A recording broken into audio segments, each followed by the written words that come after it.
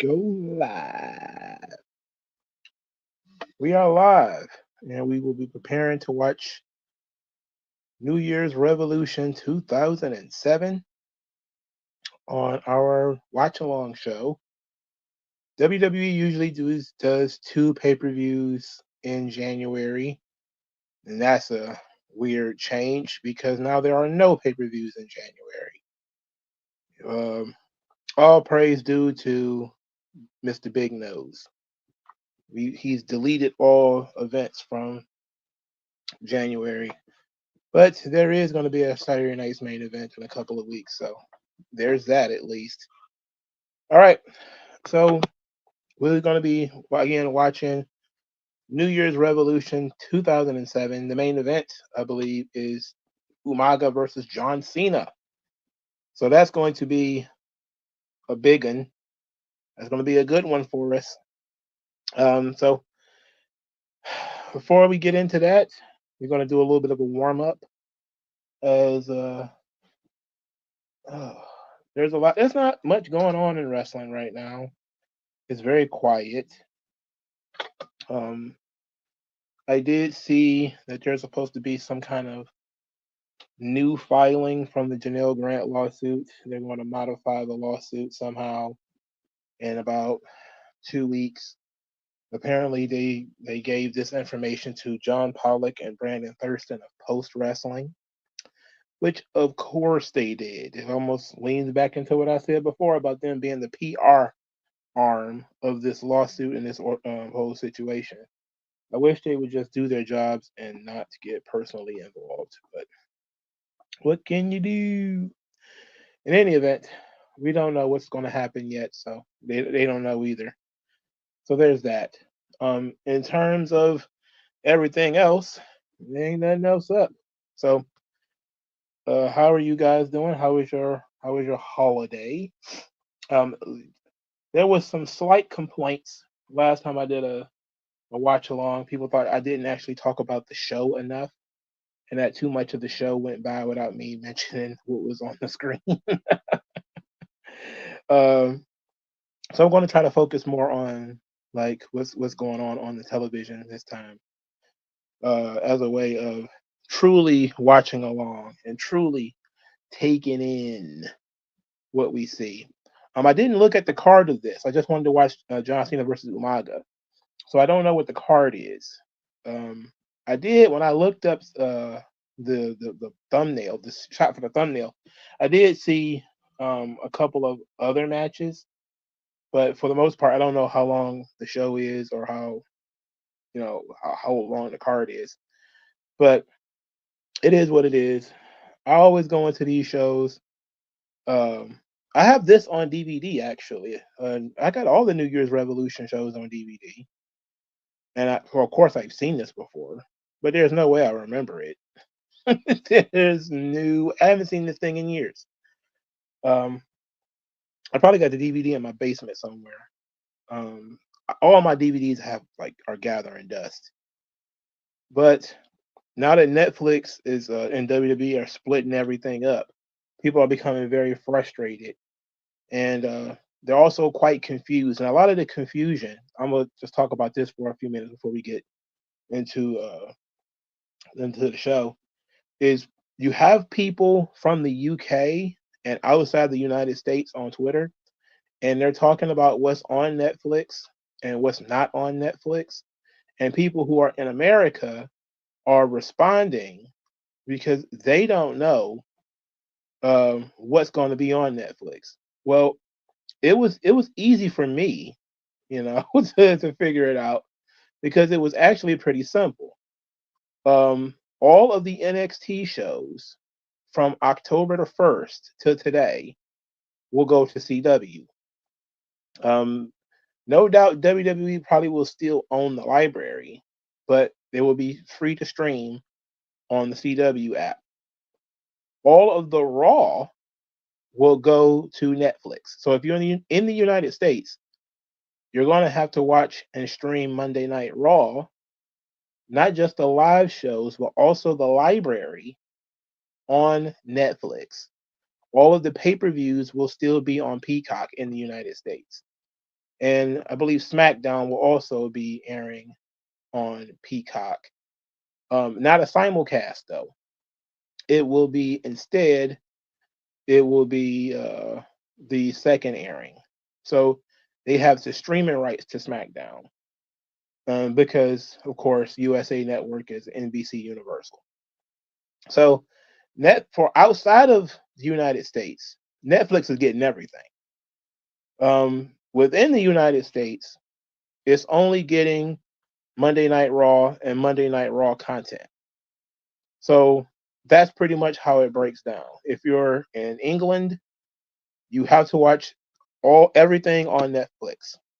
If you're in the United States, you still have Peacock. So don't concern yourself with whatever they got going on in the UK or in Canada or anywhere else. And that's really kind of a dead giveaway that some of the people who are talking are from outside of the United States. It's because they're like, "Oi, look at all the stuff that's on Netflix." It's like, wait a second. That's not real in the United States because Peacock still has the rights until 2026. So, but it's U.S. only. So they shut down the network, which was still operational worldwide. This is where some people get very confused.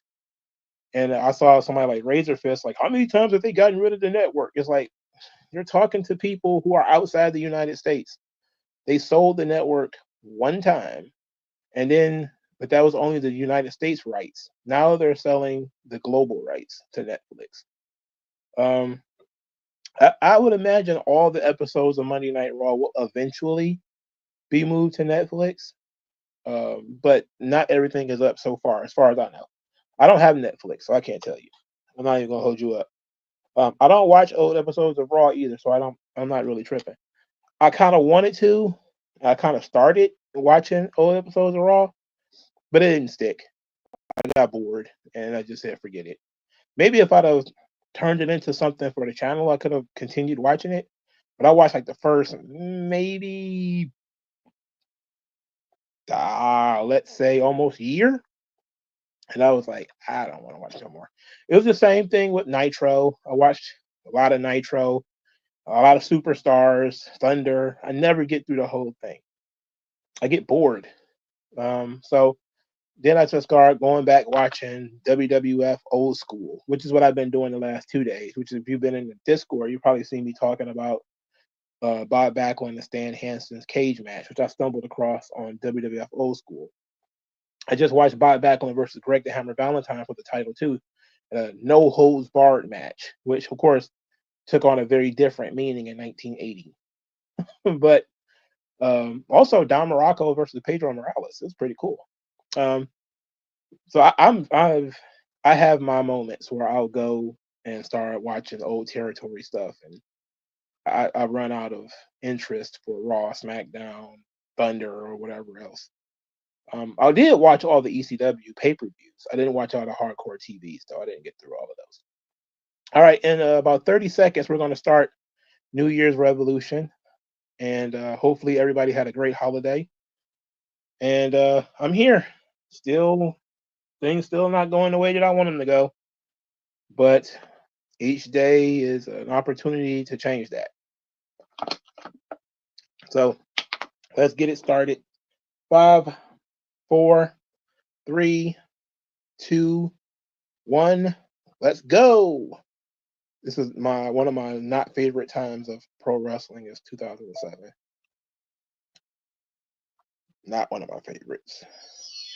Welcome to the white sandy beaches of Puerto Rico. Puerto Rico. In this tropical paradise. I do like this entrance though. That's the one thing I do miss is that all those boring let's watch people walk to the ring with their rolling carts that Triple H does now. I'm not a huge fan of that. Wait, this can't be right. I knew something was wrong. That was 2005 New Year's Revolution. I was like, Puerto Rico. Puerto Rico. All right, now 2007. Press play. So here we go. WG Phil says some guy cataloged Chris Benoit's wardrobe from WCW to WWE. He's a cool guy. I have a few correspondence with the guy. He cataloged Ray, Shawn, Perfect, Angle, and Bret Hart. I wonder what would be the purpose of that. Old episodes of Raw are going to Netflix. Kansas City mode.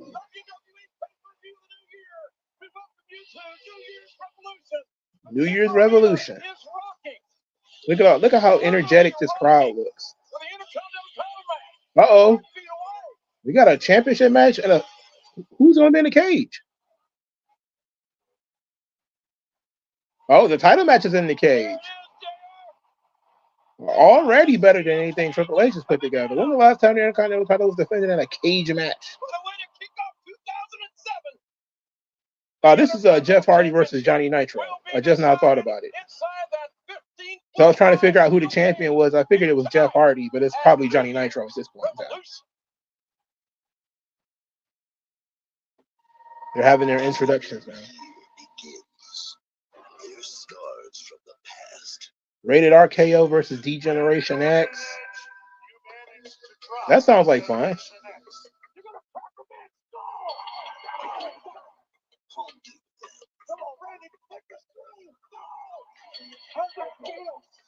This feels like a big match here.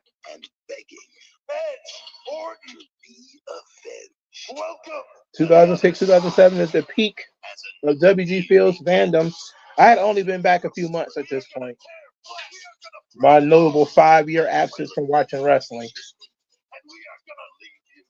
I'd only come back probably a couple of months before this. I think I came back in like right after WrestleMania 21, so maybe a year or so before this.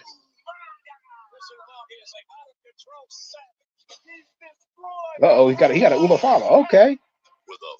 That takes on a different meaning now, doesn't it? When it hits.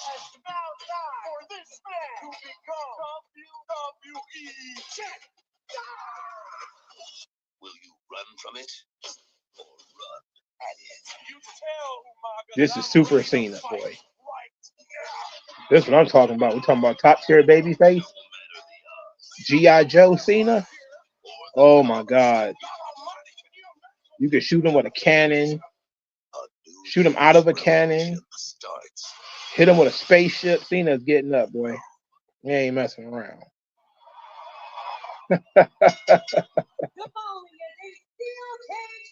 I can't believe they brought back Lillian Garcia. Now the rules are that you can only win by pinfall, submission, or escaping the cage. Yep, I was right. It's Johnny Nitro. Look how theatrical their entrances are, too, compared to today.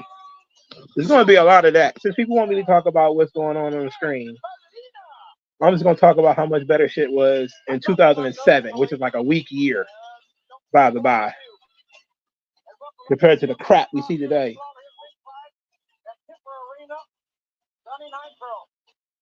I wish Johnny could talk, man. I wish Johnny had personality. He certainly would have been world champion if he could have had personality. Do you consider Eminem a bag fumble due to cheating and backstage drama? It didn't help, but I'm sure it was mostly Johnny's Nitros not having a personality that didn't help matters. He developed one a little bit later, but by then it was too late. And plus, he had already had the cuck stuff splattered all over him. He was already like modern day Chris Candido.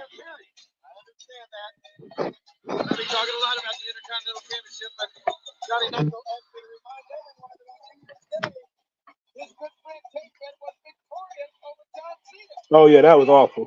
That almost made me stop watching this shit. I was very frustrated by the kayfabe situation. I'm sure Vince was thrilled with that.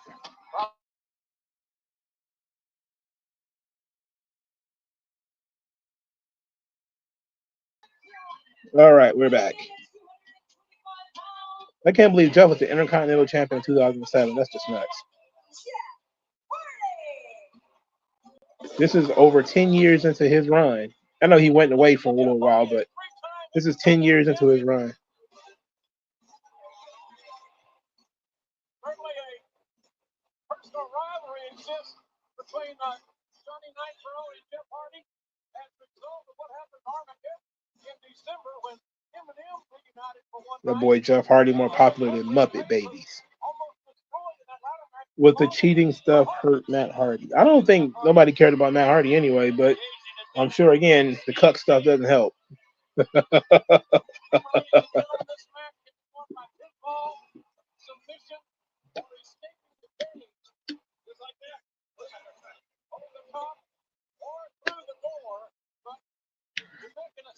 Cuck shit will never help you. It might not be the reason you don't make it, but it'll never be a strike in your favor.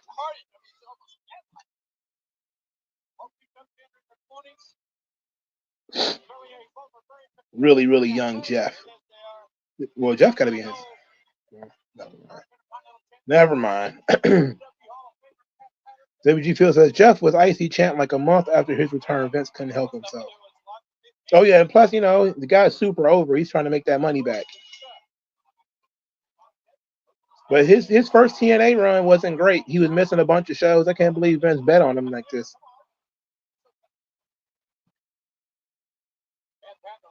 The crowd is very excited about Jeff Hardy. I know him being in TNA was not good. I remember, I still remember to this day, he was on the cover of that Victory Road show and he didn't show up. Darren Miles says the 07 was peak for the WWE toys. It was my version of crack. I was a big fan of wrestling toys when I was a kid too. That was like 92 or something. You know, that was like 1989. Kevin Abreu said Matt Hardy MVP still underrated too. I agree. Absolutely. It was very underrated. You know, MVP was incredibly underrated, period. I know he's not on this show, though, because he's on Smackdown at the time. D904 says, speaking of Johnny, ain't he still in AEW? I ain't heard from him in a minute. Well, yep, he is. He's Johnny TV. He was a Rampage regular.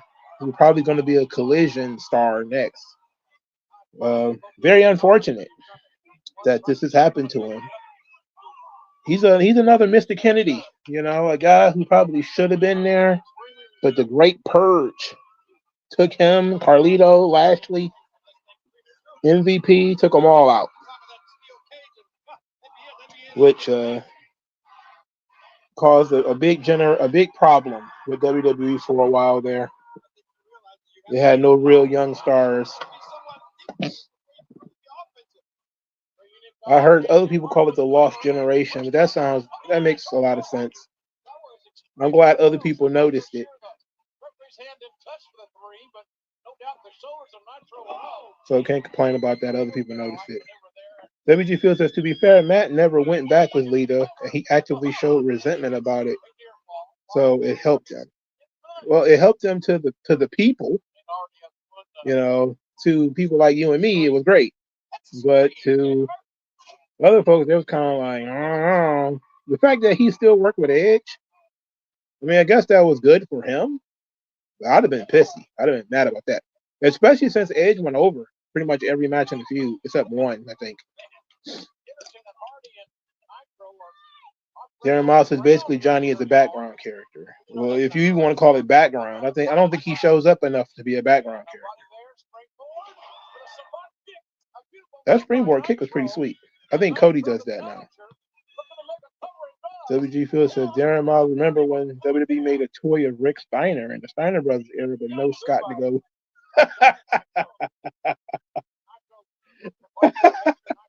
I don't remember. That's a good one. That's a good one. That's a great rip. Darren Miles said the Great Purge was crazy because I used to wonder where all my faves went around 2010. Yeah, they got them all up out of there. Kennedy, Carlito, Lashley, Nitro, they got them up out of there. And they were pushing, and Vince was pushing all those guys too, and I think most of them were gone.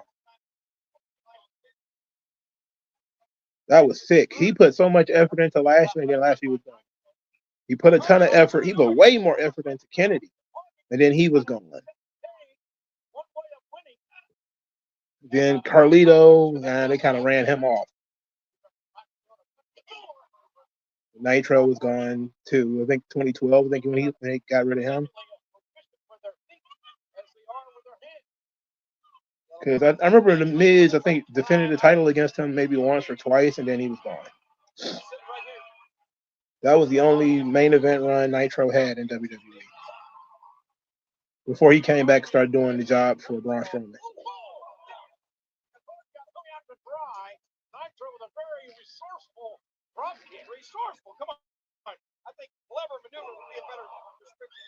I like the little stun gun he just did. That was pretty sweet. He said Morrison let his contract lapse and MVP wanted to compete in Japan. Yeah, they created the New Japan Pro Wrestling IC title just for him, essentially. And he was the first to win it. I remember that. Jeremiah says at least Matt Hardy didn't get Lita pregnant. Well, nobody did, because look at her now. She's a cat mom or a dog mom or something. And Kevin Abreu says, what was the original plan for RVD WWE Championship if the man never have cocaine or marijuana? I think he was probably going to be double champ for a while. It's hard to say what the original plan was going to be. Eventually, he's going to lose it, probably lose it back to Cena. Or he's going to end up losing it to Edge anyway. But I'm pretty sure the idea of him having both titles was to launch that brand. That was a great spot. That drop kick into the cage. He powerbombed himself on the mat, but it was a great spot nonetheless.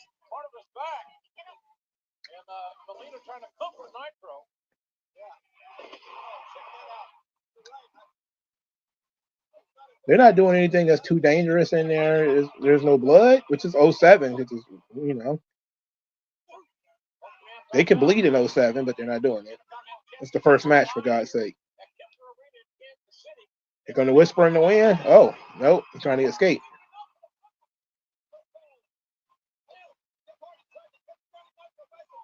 Grabbed by that pants leg. I don't think so. I think gazelles are an African thing, Jim. That was a very safe backdrop right there.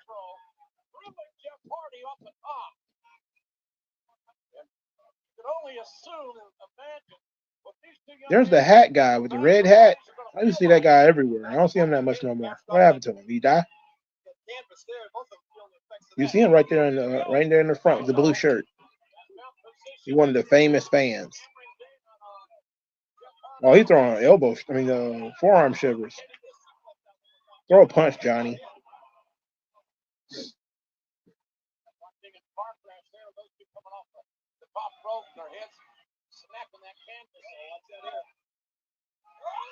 Oh, backdrop right into that thing. So it was the pink singlet with the numbers from the classic Superstars toy line. Gave Red a pot belly. Wasn't a good looking figure. I think Impact attempted a classic Scott when they got the Jax deal. I think TNA action figures are probably very underrated. So I don't see a lot of them. D says, for Matt to still work with Edge and Lita after that, he's a better man than me. That's the same thing I said. I guess enough time had passed that he kind of got over it. But I'd have been pissy. I'd have been pissy mostly because I had to put him over. I mean, and the fact that it's now public. They're using my shit publicly, and I'm not the one getting over.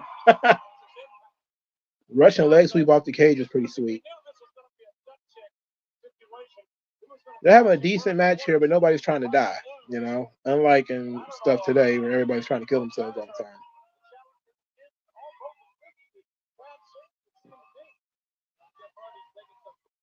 But this is what one thing I enjoy about wrestling is the struggle, like the artistic, like we know that they're working together, but look at how they're both trying to stop the other one from winning. Nobody's just letting the other guy climb the cage, They're about to do some stupid spot right here because probably about to get power bombs. That's what it looks like. Oof. Yeah, it was a power bomb. They made it too obvious. That was super obvious.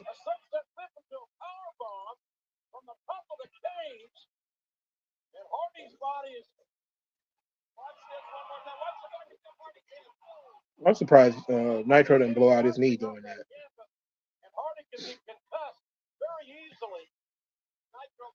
I think Matt did crash out. That's why he got fired.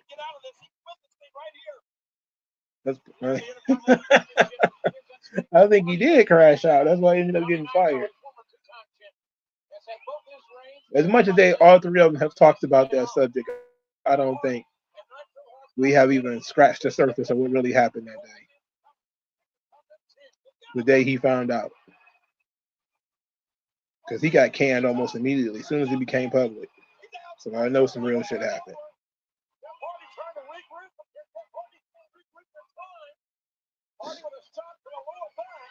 Oh, his leg is in the thing. Better be dangling upside down. Ooh. WG Phil says Jeff turned 30 August of that year. So he was 29 at this point. That's crazy. This was 2007. He was just turning 30. 2007, I was 23. Jeremiah says, I kind of wish they would have made that version of Matt Hardy a gimmick. What she hit him with? Oh, great drop kick. That was beautiful. Oh, she got a belt. That was a great springboard drop kick right there. That was pretty sweet.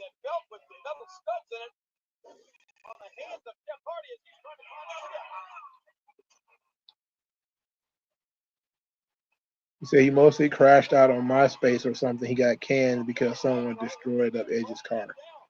Someone? It was probably him.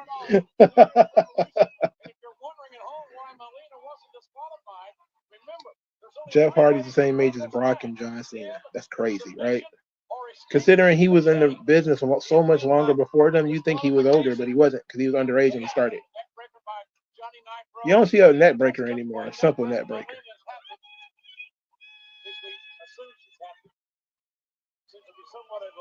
Also, like how active Melina is outside the ring. She doesn't just sit there or just stand there. She's moving around.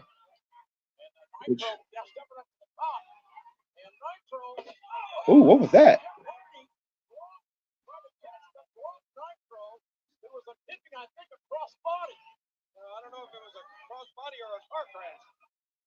Uh-oh. Uh-oh. Jeff is climbing. Whoa, Swanson, he missed all of that.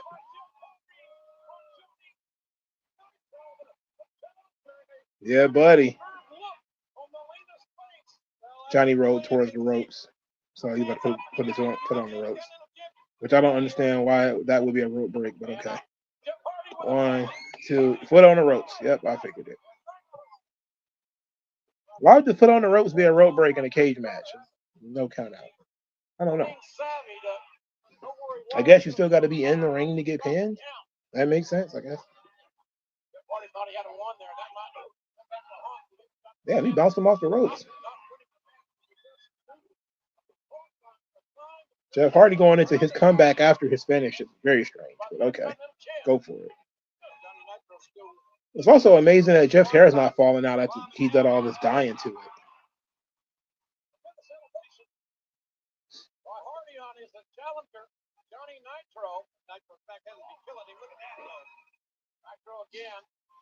Nitro. It's crazy. So Jeff would have been 22 when he won his first tag team title. And 23, 24 when he did the TLC stunts. No wonder he ended up doing drugs and alcohol. Yeah. I'm not surprised about that at all. And he was traveling the world and everything as a young man. And you know they was partying in the locker room all the time. There's fucking Shawn Michaels back there for a while. Then the Bradshaws and all those guys. They're probably feeding that little man beer. What is this? Oh, I was about to say, I don't remember no twisted fate off the top rope. That'd have been nuts. Great counter. He just grabbed the cage.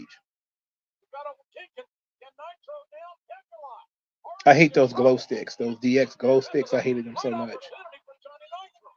They were so annoying.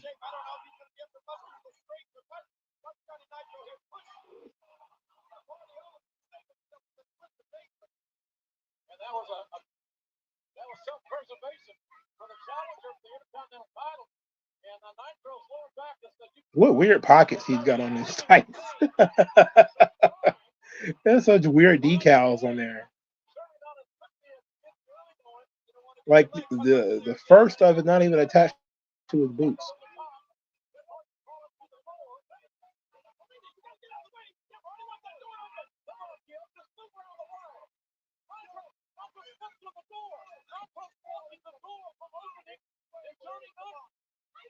Oh no, his crotch. Oh no.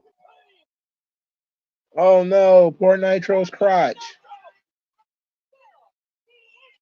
And he's stuck like this.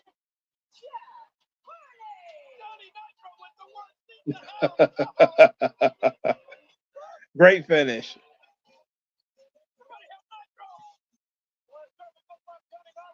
Damn, the cameraman like he about to fall over. Did he work the match or what? Darren Miles says, I remember the classic Superstar figures. They were so cool. I have the Ric Flair Mr. Perfect one. I wanted to go to the toy show and get some of those old ones. But I should have got them the last time I went to the toy show.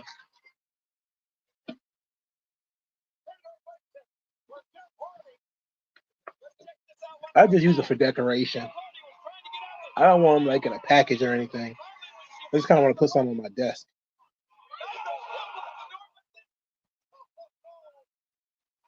So, you know, he's probably wearing a cup.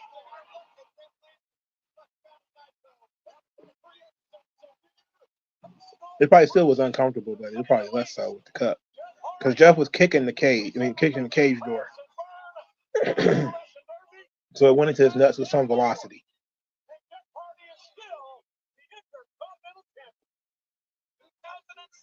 It's truly sad that Nitro didn't become more than this. This is probably the height of his run. Oh, that bum Todd Gresham. His Intercontinental Championship, and my guest at this time would certainly like to retain the gold they currently wear around their waist. Please Who was welcome talking? the World Tag Team Champions, rated RKO. And gentlemen, I'd like to know how things between you and D-Generation X became so personal. Personal? Personal. Let me explain something to you, chump stain. Chump stain? DX reformed to have a little fun. We formed to take DX out. You see, unlike the McMahons and Big Show, we plan on being on Raw for years to come. In order for us to take our rightful place at the top of this company, we need to take DX out. So tonight, we're not just going to beat them. We're going to show them that it's over. Their run is over. That's right. That's right. And another I cannot Ric believe Randy Flair Orton is still around, man. got his head bashed in like a grape on multiple. Because you could tell he don't give a fuck about nothing. This is one of his chill periods, too. A double RKO on a chair, opening his skull up for blood to flow everywhere. Triple H, concertos all around. And we're not fighting these guys. We're not beating the holy hell out of DX because we don't like them. I mean, true, we don't like them. But the truth is, Todd, we're fighting for our livelihoods. We're fighting for our future. Two douchebags working together. I can't believe See, it. history's going to show that DX's little run, their little reunion. Why are they the tag team well, it was champions, fun though? while That's a it good lasted. question. It sold a lot of T-shirts. I guess that don't matter. But tonight, we put an end to DX. A painful Randy is massive, and though, dog. definitive Look at how big he is. This is before he starts taking the shits. The following is a special bonus match, and it is a tag team turmoil. Oh, no. Not tag team turmoil. another team joins in. This will continue until all the teams have competed. The winner of this match will receive WG Phil says, I'd love to see it 2007, 2009. Jeff against a 95, 98 Shawn Michaels. That locker room would have been destroyed. Also, a tag team extreme era Jeff against a legend killer Randy Orton. We got pretty close with the Jeff and Orton. Oh, hey, it's the Highlanders, the guys who ended up getting fired because one of these idiots went to a TNA show. The Primetime Podcast, how you guys doing? It says Randy didn't really start to get it till later that year when the Viper gimmick started. Yeah. I mean, he had something clearly, you know, because I was watching his Hell in a Cell match with Undertaker, which was at Armageddon 2005. It was 5.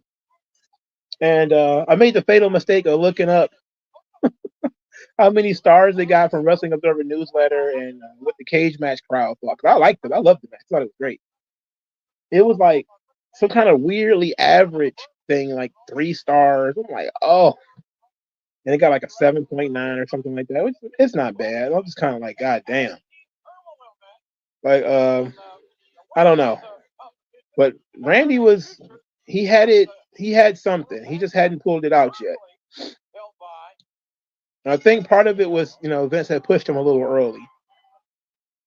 And he wasn't mentally ready yet. And then after a while, you know, he eventually started. But this is only like a year or so after the Undertaker feud. He was still being a douchebag, which is probably why him and Edge are partners at this point.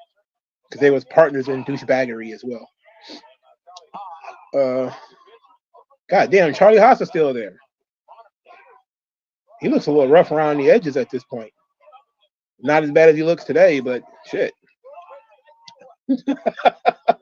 Top Dog says, imagine 90s Shawn Michaels and 80s Hulk Hogan both in the same locker room. Oh, Hogan would have had Shawn thrown out, bro. He got them out of there. WG Phil says, I'm surprised Randy hadn't got fired his 23-year career. Well, he got close. He got close like on 2 or 3 occasions. I think good old nepotism saved his life from getting fired a couple of times. Islamic State, what are your thoughts on MVP? I think he absolutely sucks. I love MVP. I've always been a fan of MVP.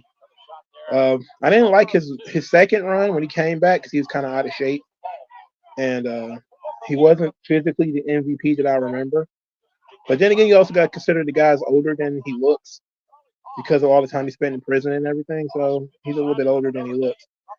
But I was a big fan of MVP, the original character, the original run. I hate that he got stuck. You know, when he turned babyface, that was it for him. They killed it.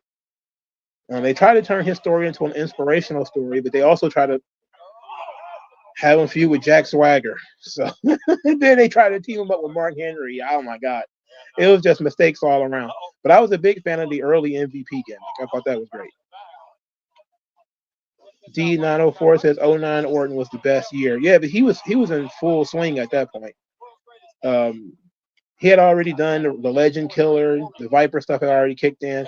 That's when he started doing the IED shit when he attacked the McMahons and everything. And once again, Triple H tried to throw water on it because he's a hater. He's a hater.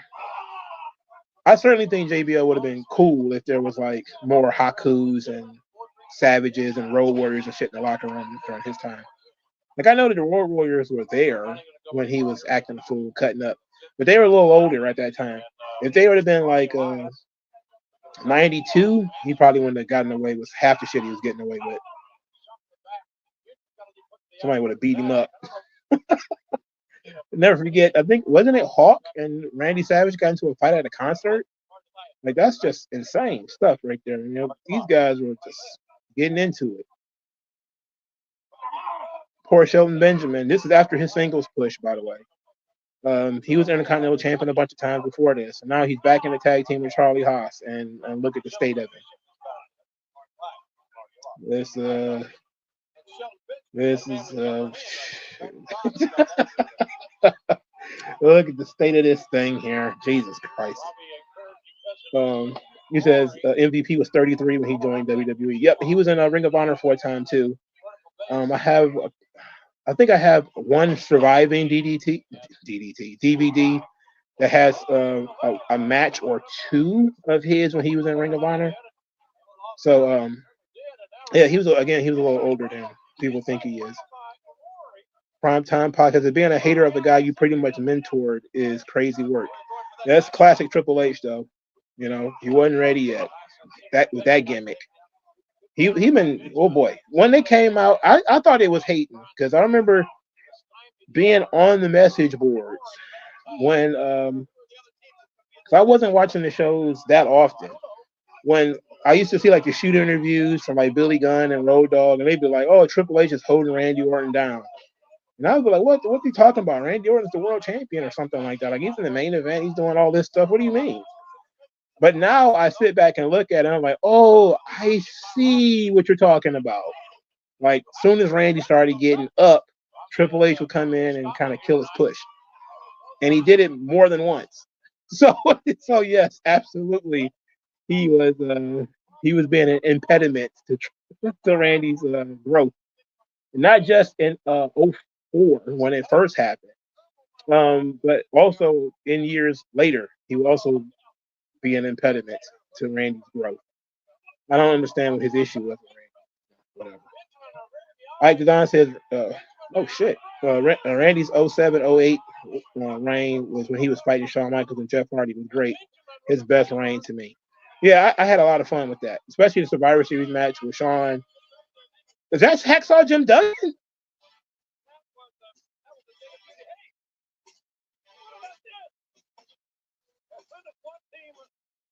What on earth? Hacksaw Jim Duggan is super crazy. What drugs? This is like a battle bowl. It's like some lethal lottery shit. How do you end up with Hacksaw Jim Duggan and it's super crazy as a team, bro? And Hacksaw was old then, man. He still wrestles today, believe it or not.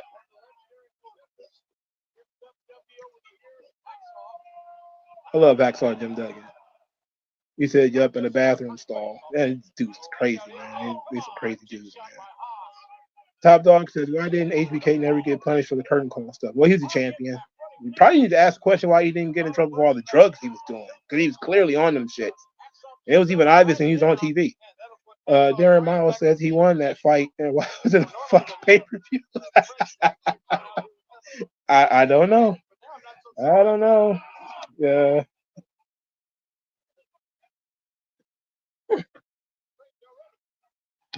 I can't believe Super Crazy is on this television. Jiz Lymic State says his playmaker finish is one of the worst finishes I've ever seen. I did not like that. You're right. I forgot what it's called in the video game. This is a stupid move. The overdrive, I think, is called in the video game. It was dumb.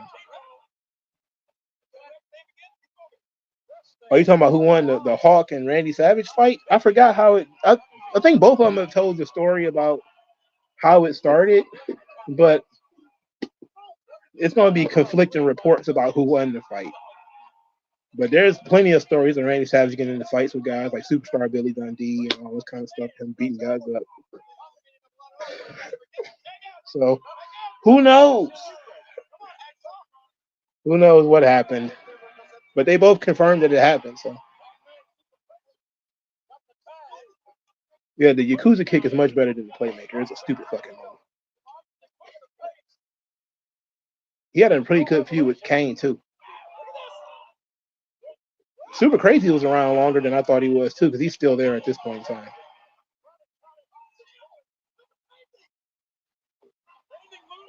I love Super Crazy. He's one of the few guys, like original ECW guys, that I get the hype. I get it. Oh, that was a nice cheap shot. Kind of a sloppy German suplex there. Not really all that impressive. Come on, Haas. Oh, shit. Caden Murdoch. Oh, my God. Lance Cadis. Oh, my goodness. Interesting. Very interesting, the build of Lance Cade here. I've never been a fan of Murdoch, bro. I don't like him at all. No, I never liked him at all. Lance Cade, though, when he was younger, man, he was something else. I thought he was next up. Unfortunately, I think the drugs and stuff got too much for him. His face is swollen at this point too. Look at his face.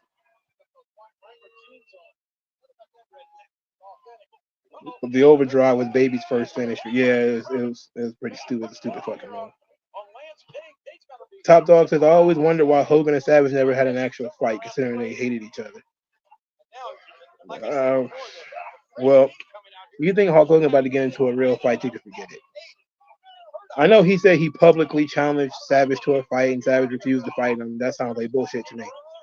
So, I mean, it is what it is. I've heard Savage fighting a lot of other people for a lot less than when he ended up getting into fights for stuff about Hogan. You know, they were pushing Lance Cage for a time, you know.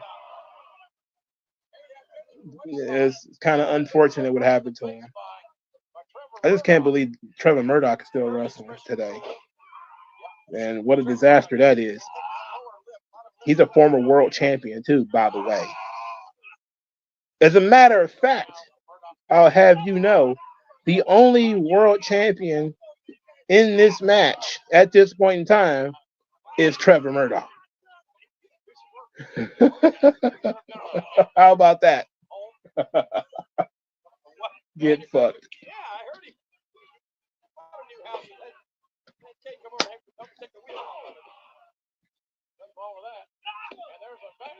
Primetime Podcast says the rumor was that WrestleMania 9 Macho punched Hogan, hence why Hogan had that black eye.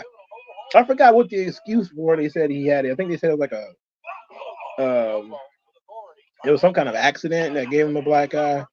But I've also heard the punch story too.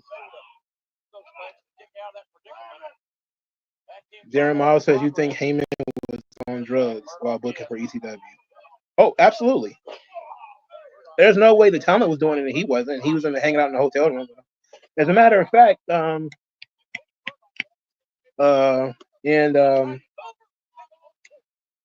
Gordon's book, he was talking about how he was doing drugs with the boys. So I know for sure Heyman was doing it because that motherfucker was funding everything and he was out here doing drugs with the boys. So I know goddamn well Heyman was doing it.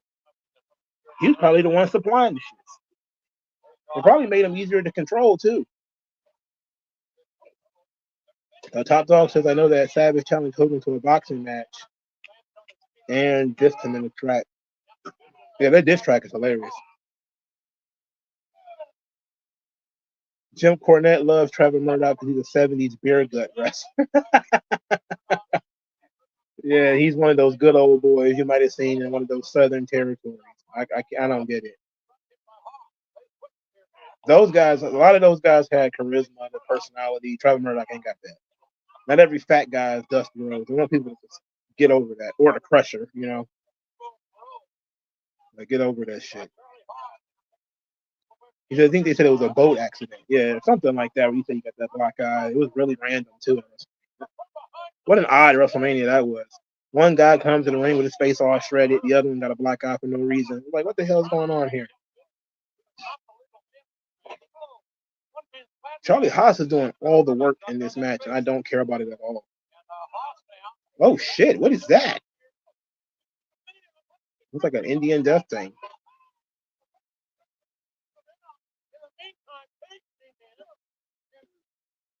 Oh, good Lord.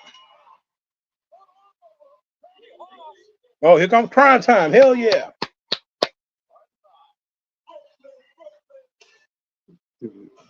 Bringing the hood to you. I wondered why they never brought JTG back for like a Royal Rumble or anything like that. He's in great shape too. I saw him. He had a what's the name? YouTube channel where he once again went through how Prime Time was his idea, despite the fact that Vince keep getting blamed for it. Hot Dog says, honestly, if WWE wants ratings, they should do a Vince Russo Jim Cornette boxing match. For starters, Russo would never do it. So you can forget about it. Cornette would do it in a second, but I don't believe Russo would even be bothered.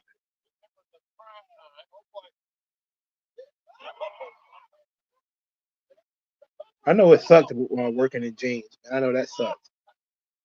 I wonder if anybody asked him about that. I probably would if I could. Like that's got to be terrible. Them jeans heavy too, man. I couldn't do that.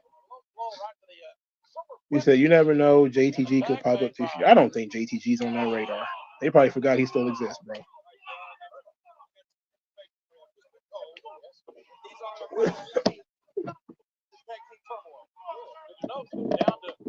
And he wrestling in Timberland boots, man. That's shit. What a crazy gimmick.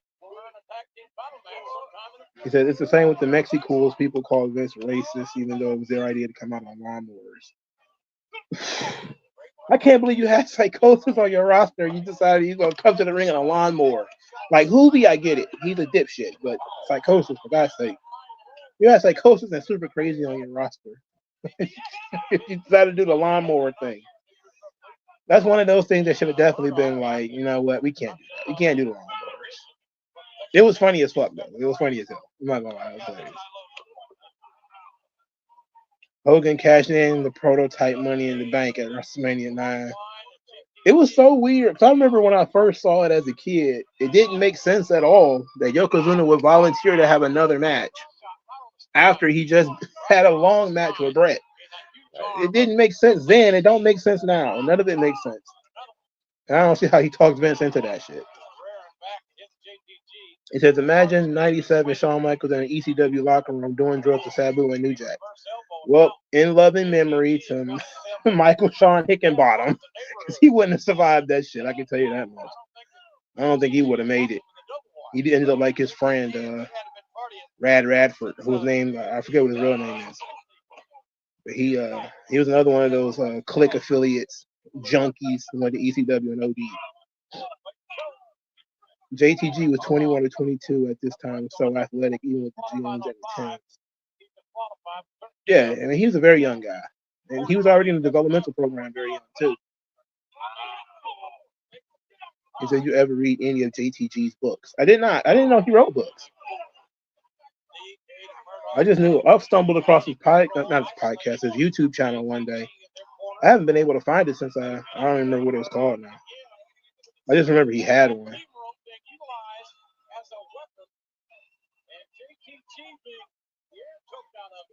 You said New Jack would have got Shawn together. Nobody would have stood up to Shawn in WWE, the ECW, different story. They probably did a lot of cocaine together, and New Jack would have stabbed him. I mean, that's just kind of how it is.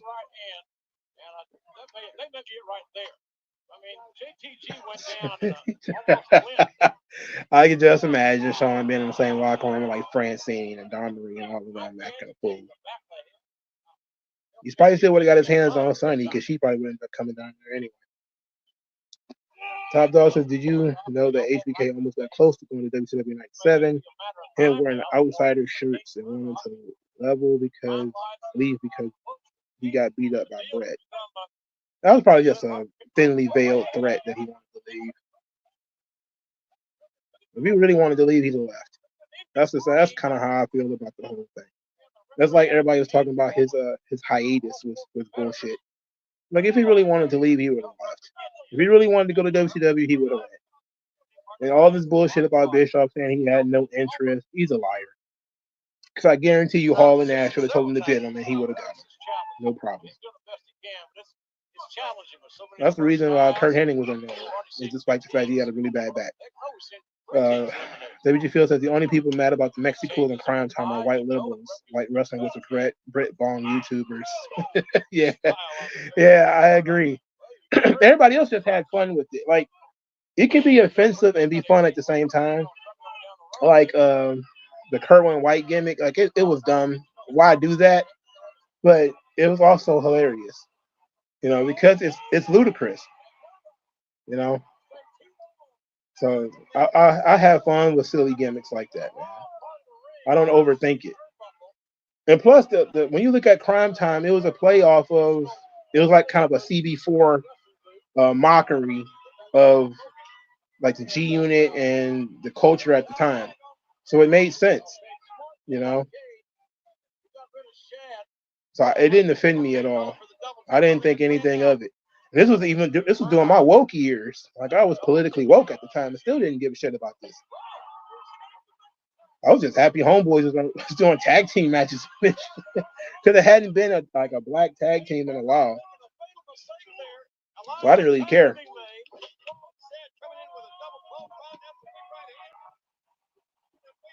But if they'd have been a couple of Jason Jordans, everybody would have called them coons. Darren also said, which locker room would you hang out with? WWF, ECW, or ECW? I'm guessing one of those will be WCW. I probably would hang out in the ECW locker room, but I don't want to deal with the drugs and shit.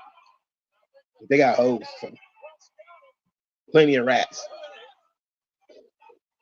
Oh, that was their finish? I didn't know they had a finisher. Oh, great finish there. Top Dog says, I heard he really wanted to go to WCW in '97, but Vince didn't let him out of his contract. If you look up the photos, he was constantly wearing NWO and outsider shirts.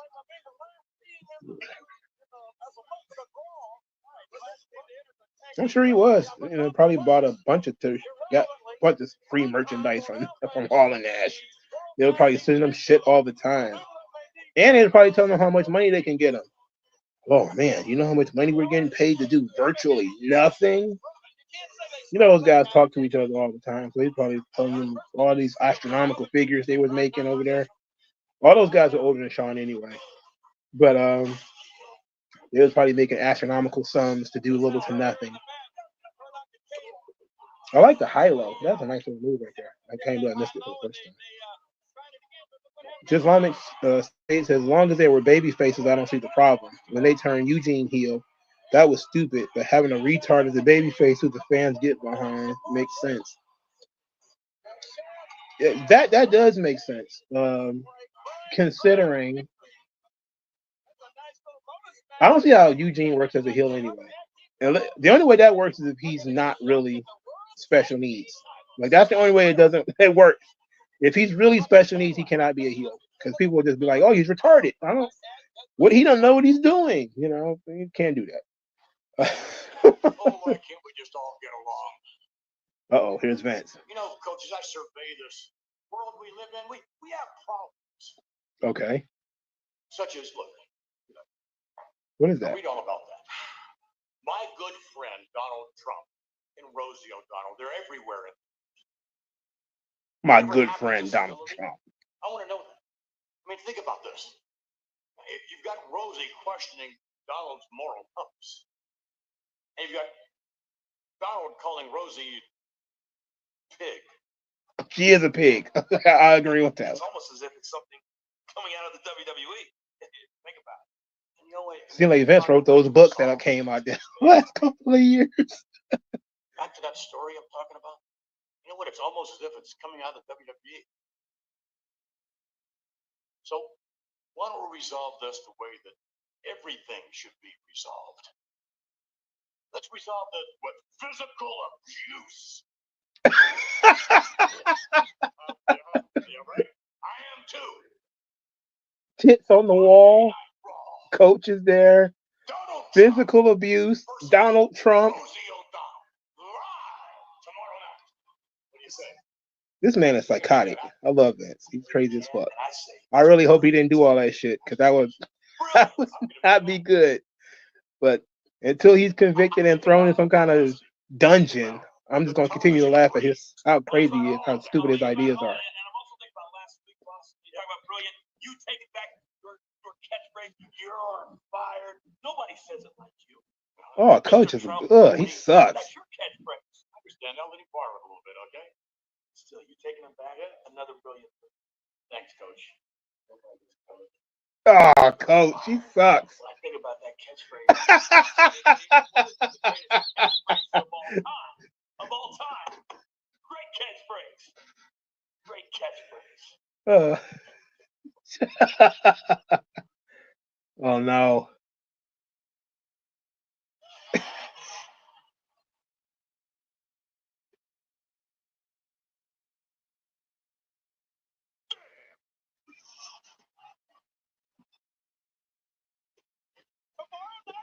Oh my Lord, have mercy. It says, when were you woke? Well, from like middle school till I was like mid-30s, I guess you could say. Early 30s, maybe. Oh, no, Kenny. Ugh. I went to a woke middle school, though. So, man, it is what it is. I got indoctrinated, celebrated Kwanzaa, the whole 9 yards. Not that there's anything wrong with Kwanzaa. You do whatever you want. I don't care. I just don't. Whatever. Once I learned the story of the guy who created Kwanzaa, I was like, get the fuck out of here with this guy. 97 says WCW lockdown would have been crazy. Everybody was collecting money, so they didn't give a shit. They weren't having fun. Everybody was miserable, just treating the place like an ATM, like Nash said. Hey, here's another guy that Vince really liked that was a victim of some, I guess you could say, backstage politics to a degree. That robe is shitty. That robe sucks. Prime Time asks, is Umaga the first victim of Cena? No, nope, nowhere near. He got to Chris Masters and Muhammad Hassan before he got to Umaga. Damn, Flair is old. Oh, leapfrog Orton. Yeah, he got some good knees.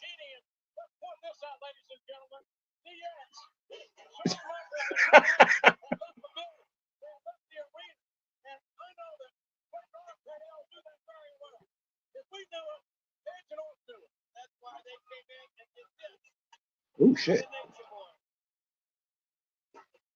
Okay, he's 92 years old. He just got hit in the head with a chair. Why is he wrestling on this show now? Look at the nose on this guy. Jesus Christ. Ain't he back in WWE as a producer or something now? Ain't he look like Owen Hart? Interesting. Yeah, Vince would be great. You know, I don't know. His voice is kind of shot today. So maybe not. He can't really talk, so. Well, that's too bad. Right now, Brian Vince. That would be fun, though. I would go to a Vince McMahon class. I'll go to a Vince McMahon class today. AJ3 says, speaking of Kwanzaa, Dr. Umar said the white people colonized and commercialized it, which is why we don't celebrate Juneteenth and Black History. Oh, Jesus Christ. Whatever. Kwanzaa has a problem because nobody understands what the fuck it's supposed to be about. And nobody ever talks about what it's actually about. And it's bullshit anyway. Like, the whole mythology around Kwanzaa is false. And it's another one of those things that's Pan-African. It's not anywhere specifically in Africa. For instance, a lot of the words they use is like Swahili, which is West. You know, Swahili is Kiswahili, which is the language, is East African language. And a lot of the stuff that he based on, like the first harvest and all that kind of shit, that's like West African stuff. So it's another one of those mixed bag. Take it. You can celebrate Kwanzaa if you want. You know, I'm not saying it's like offensive or anything, but the guy was a Fed, and he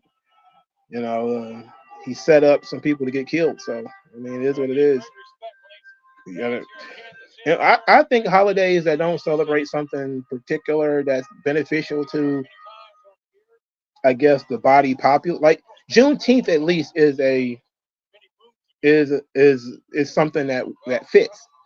You know, like it should still be local, but at least it fits the theme of it celebrates a significant time in American history specifically for Americans. Kwanzaa is just some shit that he made up in a room somewhere. You know, and again, it's Pan-African stuff, which is probably why Pan-Africans support it. But you're not taught about Kalinga when you first learned about Kwanzaa, which should tell you a lot about why they don't want you to talk about that guy.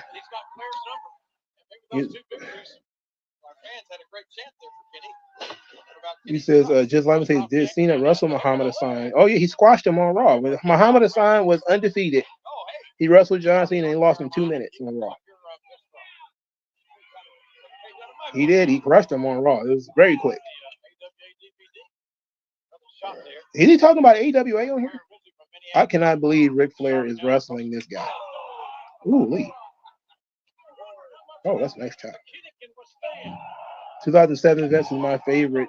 He did not give a shit up until Benoit stuff happened. Yeah, he was forced to calm down at that point. He had to chill. I wanted to know where that whole death angle was going to go. It was clearly going to be he's going to fake his own death, but where is it going to go? Imagine Umar in the Nation of Domination. If somebody had some balls, they would do a Nation of Domination gimmick with Dr. Umar, and it would be like when Damon Wayans was doing the woke guy gimmick in prison and in Living Color. It would be just like that. But nobody got balls to do nothing like that today.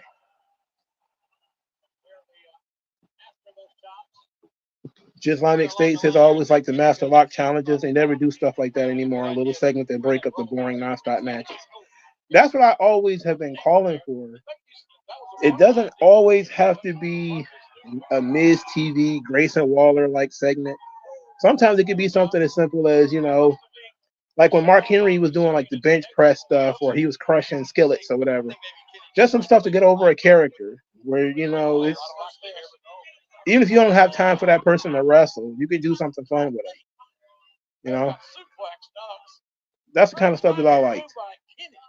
It really helps you watch the show. Because these matches, you see a lot of the same stuff in these matches. He said the Nation of Islam believes some absolutely batshit crazy stuff. And you wouldn't know it until you started reading their books. You got to actually read their books. Most people don't read the books. Read Message to a Black Man and tell me those are normal people. That's not normal stuff at all. AJ3 says, once we include the white folks and other ethnic groups, everything became commercial. Was lost of what they're supposed to be. That is correct. So it's not like Kwanzaa or Juneteenth or anything. It's special in that regard. Most people can't even tell you what Christmas is about anymore. You know? I think Christmas is about trees and gifts. You know, it's same thing with Easter. Same thing with like the 4th of July and all this kind of stuff. Everything kind of loses its meaning because people look at it like it's a day off and that's it. You know, I just gotta take it as it comes, man. Who cares? You can't force people to learn the history of things. So you just have to say, look, if you want to, go for it. I never fully celebrated Kwanzaa, even though I had to do rituals and celebrations and stuff when I was in school.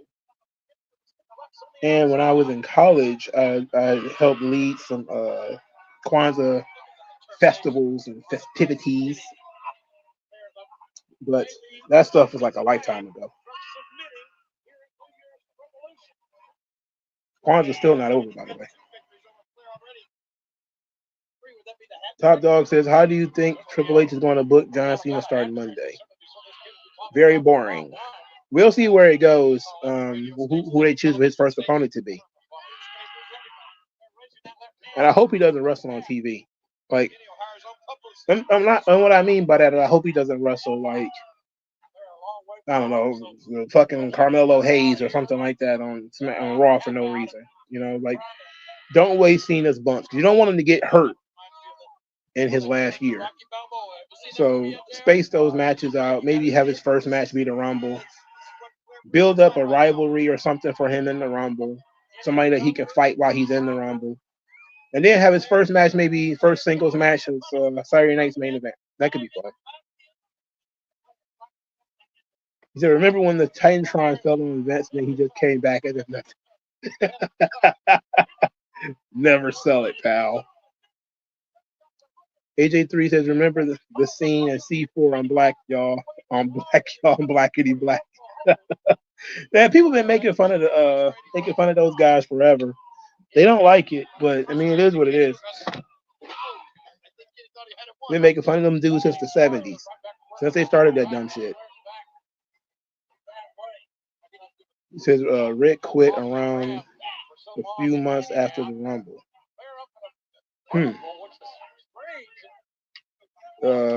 Jimmy says, how about a Yakub-led faction? I'm sure AEW would do it. Ooh, shit, that chop sounded like it hurt. Who's gonna have like? Is he gonna have like a giant head It doesn't need to be like not CGI. It's got to be like some crappy artistic rendition of like Brainiac, but like a black man on a gigantic head on a small black body. Who would pull off a Yakub gimmick? He creating white people backstage, and like random whites just show up. He's got to wear a robe or something like that too, right? Where was this Kenny Dykstra push go? That's what I want to know. I remember he had that really great match with Cena on TV when he was in the Spirit Squad, and I thought he might actually be something after that. And here he is months later, wrestling Ric Flair, which is a good shot for him, but this match has no heat whatsoever. People are just watching Rick because Rick is here, and it's a single brand pay-per-view, so it's easier to get on the show. Darren Miles says, I remember when DX were feuding with the Hart Foundation. I saw Michaels, they were holding up a sign. They said, Black is beautiful, and alleged that Bret Hart was a Klansman.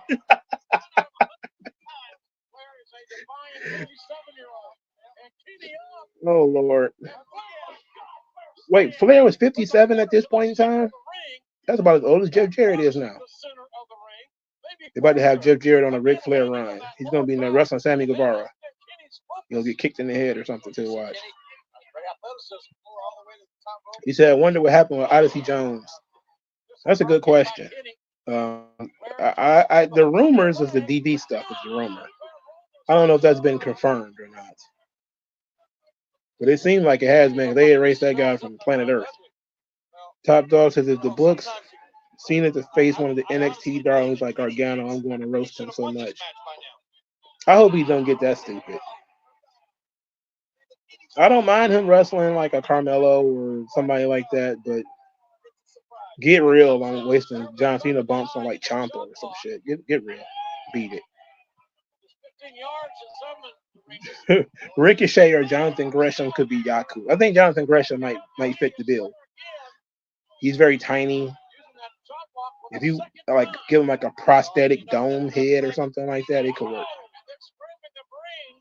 And plus, Ricochet is a Mexican, so it doesn't work for him. You said Mickie James cheated on Kenny Dykstra with John Cena, and he was only 19 at the time. That sounds tough.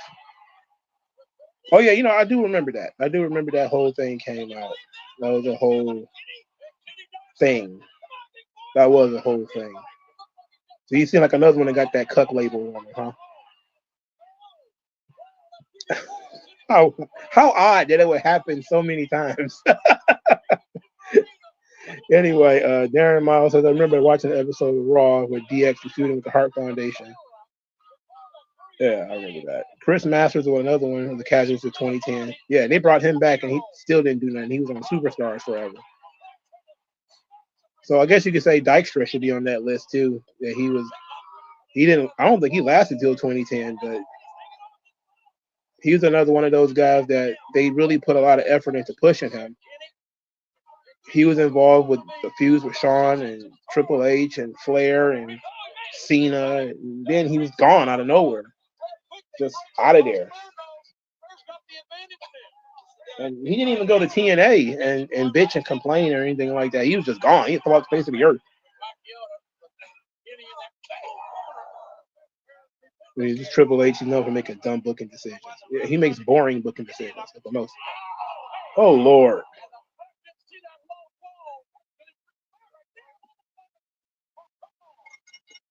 Okay, that's a decent win. He cheated. The match was probably too long for Flair. He's almost 60. The match is too long. But decent win there.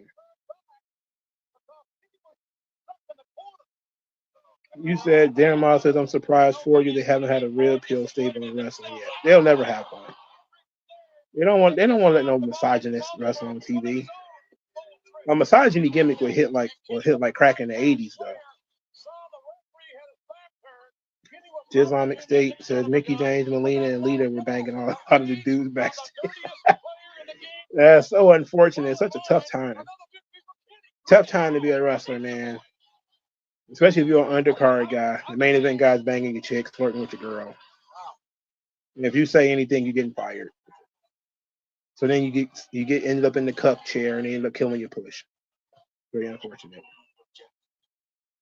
He says, always thought Dijkstra sucked. He never really developed, in my opinion. He had like a 2 or 3 year push that never really went anywhere because he never really developed his voice or physically. Like he got cut or he got run out or whatever, however it happened, before he reached his prime.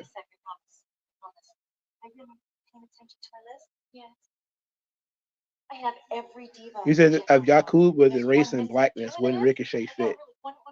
No, because Yakub was black. You know why? He wasn't a Mexican. Because you and I could be a team. We can work together. We can take over. I can't believe Victoria. It seems like another John Cena conquest, right? And she was there for a while. She admitted that she got crazy though, and that's why she was getting fired. So many people letting their vaginas and penises get in trouble. Get them in trouble at this time. One of you could be champion. Think about it. The rubber on the bottom of them shoes. My God. And that would be an unholy alliance. And of course, folks, 6 weeks ago, what is she doing? What is happening here? They going commercial. Diva Battle Royal. She started carrying a checklist to the ring with her, with various divas' names on it, King. Well, she got a hit list. It must have been during the super push of Candice Michelle. Remember, she got a huge push at one time.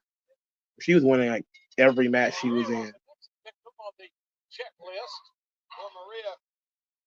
John Morrison was worried he'd get fired if he got into a fight with Batista, but ironically, doing nothing about it got him buried.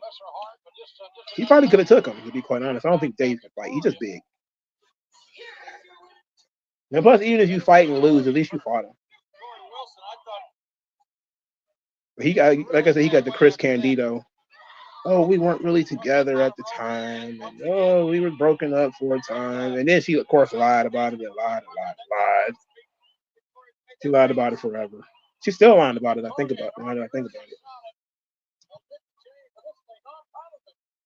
He said he heard Johnny Nitro got deep pushed in 2011 because he and Melina complained about Trish Stratus and Snooki from Jersey Shore having a top spot over him.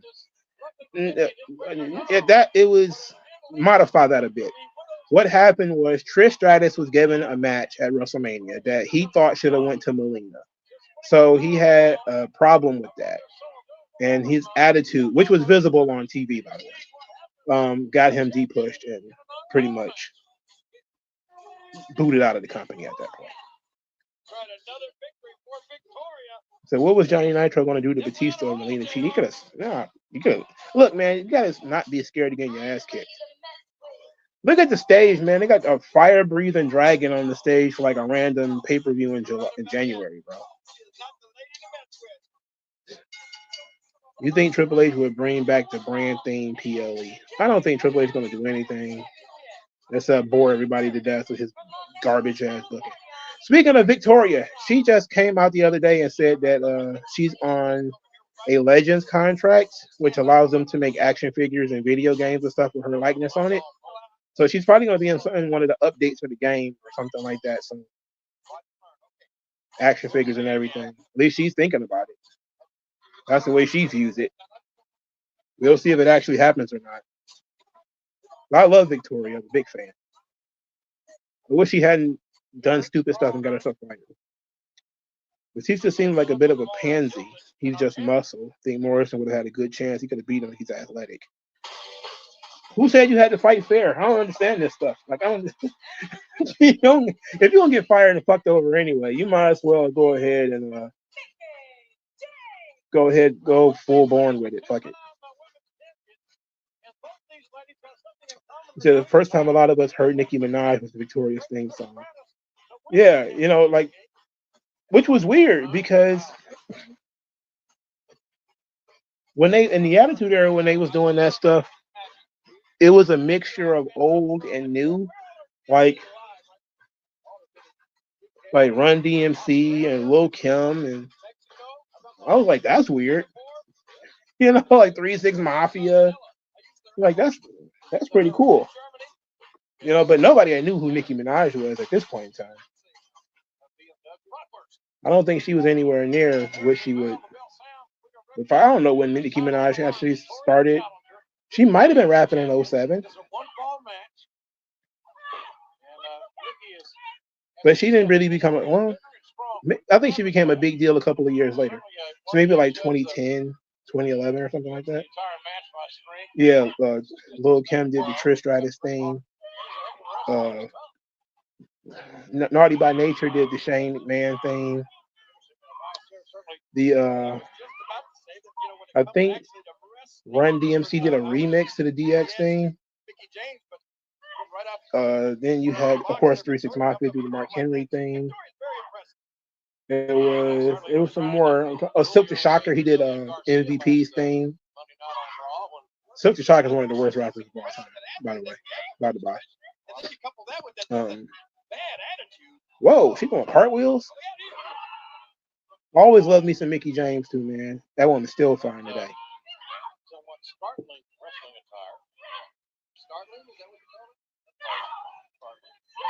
Nobody knew this at the time, but John Cena was banging both of these chicks at the same time. Imagine if people would have known about that today. They be chanting, "We want Cena."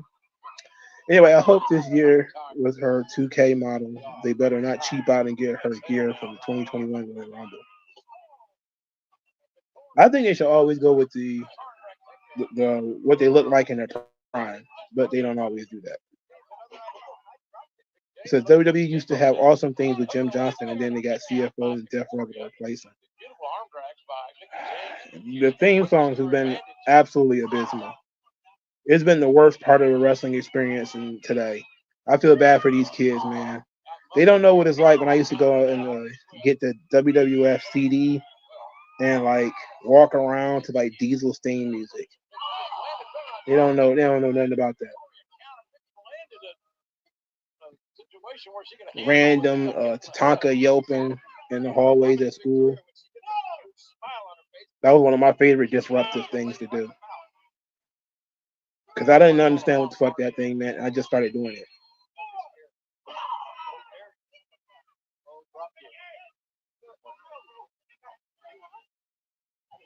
The WWE released a whole hip hop album in the early 90s. Method Man did a cover of the Rock thing. I remember that album being released. I'm pretty sure I have heard it, but I don't remember much about it. I know very few of those songs ended up becoming like real interesting. You should do it. I haven't heard John Cena's whole album, to be quite honest. I've heard a couple of songs on there, but I haven't heard the whole album yet. Cena and Batista were banging every D in there. Laying waste. They really took advantage of their time as top guys. That's what you're supposed to do. Breed the mares. Of course, all of that is sexual harassment today. Especially since some of these girls ended up getting in trouble because of it.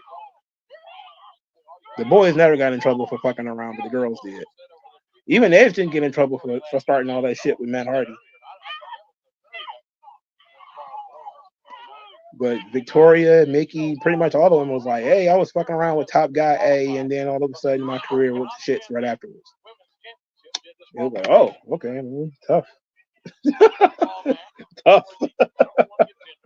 That's too bad, actually. Cena would get hit with a Me Too if he did this today. Yeah, Punk was there too, doing the same thing, just on, it was a little bit later after Cena and Batista had their fun. Then Punk came in and he had some of the same girls that's why they all friends. They're all Eskimo brothers. He said, I feel bad for kids in general, not just having to grow up with social media, but music, films, video games all suck now. And the shit is terrible and it's more expensive than ever. That's the saddest thing about it. You're paying so much money for a worse experience. I'm not even gonna lie to you. The stuff I played on Nintendo 64 is better than the shit y'all paying $94 for today. And I'm not even talking about like the Legend of Zelda and Donkey Kong and Mario Kart and all that. I'm just talking about like random 64 games, like Perfect Dark, and there was some kind of Dungeons and Dragons kind of game that I had that I thought was fun as hell, man. It was one of those poor people games that it wasn't expensive, so he got it, and he just had so much fun with it. But like now these people got $99 games, and they'll be having no more fun with it. Should be sad. But y'all got more of an opportunity to monetize your playing the video game, though. Like we used to throw away 14 hours a day and didn't make a dime. If I could have made money playing video games, I'd be a millionaire right now. But that was not an option in 1999. I can tell you that right there. When I was spending hours and hours and hours on Resident Evil, it was not an option. He said Cena was banging Victoria. Yes, he was. He did. CM Punk was doing the same thing. He banged Lita, then banged her fangirl too. Married the fangirl too. Boy's crazy, man. Played a dangerous game. Islamic State says, what's funny is that more women watched wrestling back in the day because they all wanted to bang the dudes on TV. Most women don't give a fuck about women's wrestling, which is why they don't watch it. Yeah. Oh. Uh-oh. Oh, shit. What's happening here? They getting some significant time here. Her foot got caught in her skirt. That's crazy. I've never seen anything like that. Wait, what is happening? Is she safe? Oh, no! Oh. Counter DDT. That's the finish right there, brother. Great job. Who are these two chicks here? I got to get close to the TV because I can't see. Oh, it's Candice Michelle and the other one, Maria.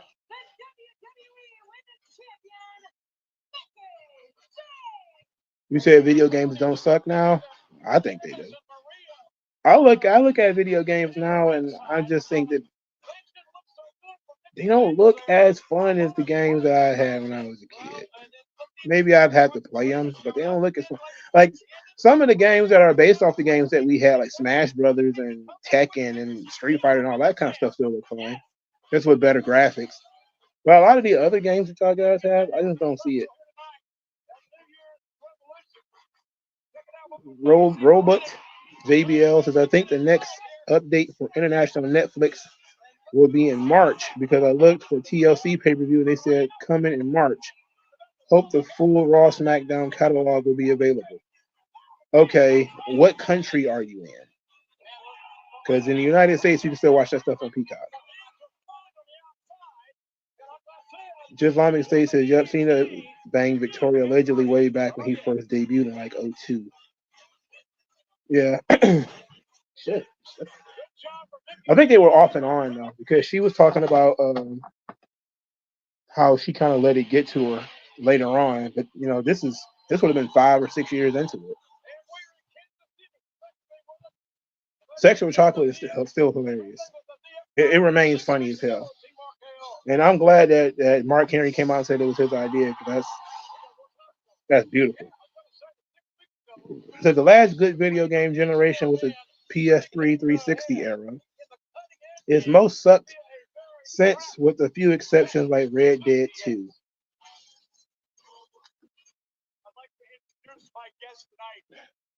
I like when games were kind of raw and uncut. There's too many hands in video games today.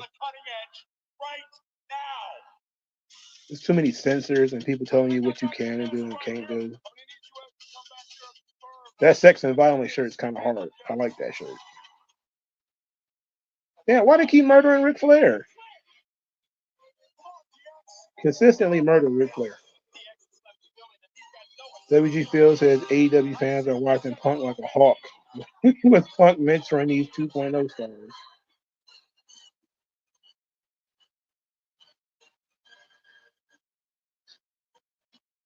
If the rumors are to be believed, Punk is even banging the fangirl fans. Yeah, I've heard such things. I don't think he'll be that stupid because he certainly get, especially now with Vince and all the trouble he's in. I think he should chill if he is. I mean, all these girls are grown. And he's grown too, but I would chill because the company is under investigation. So I wouldn't do it personally. They ain't gonna do nothing to get older, dog. So you can wait. You said I get why the Divas wanted to bang Cena and Batista, but what did Kelly and Marie CM Punk? I don't know, man. He probably just thought he was a nice guy. The male feminist thing, I guess. He's a predator. Back when Maria was attractive and not a post-war feminist who settled for better bucks. She most certainly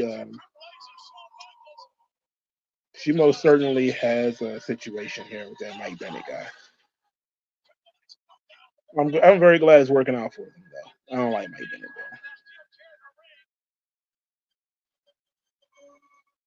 though. Oh, a double RKO? That's pretty sweet.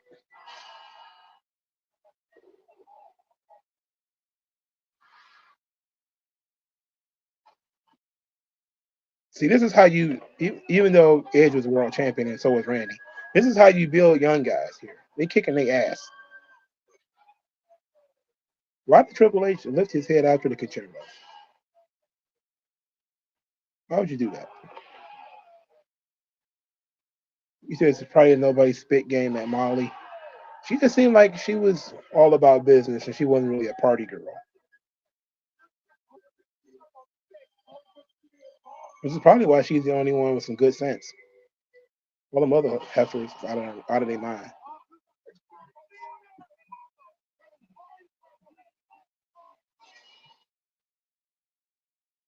But they got such a wide array of talent now that some of them are so much older than the other ones. But you see what's going on in NXT, you know, it's like the Olympic Village down there, man.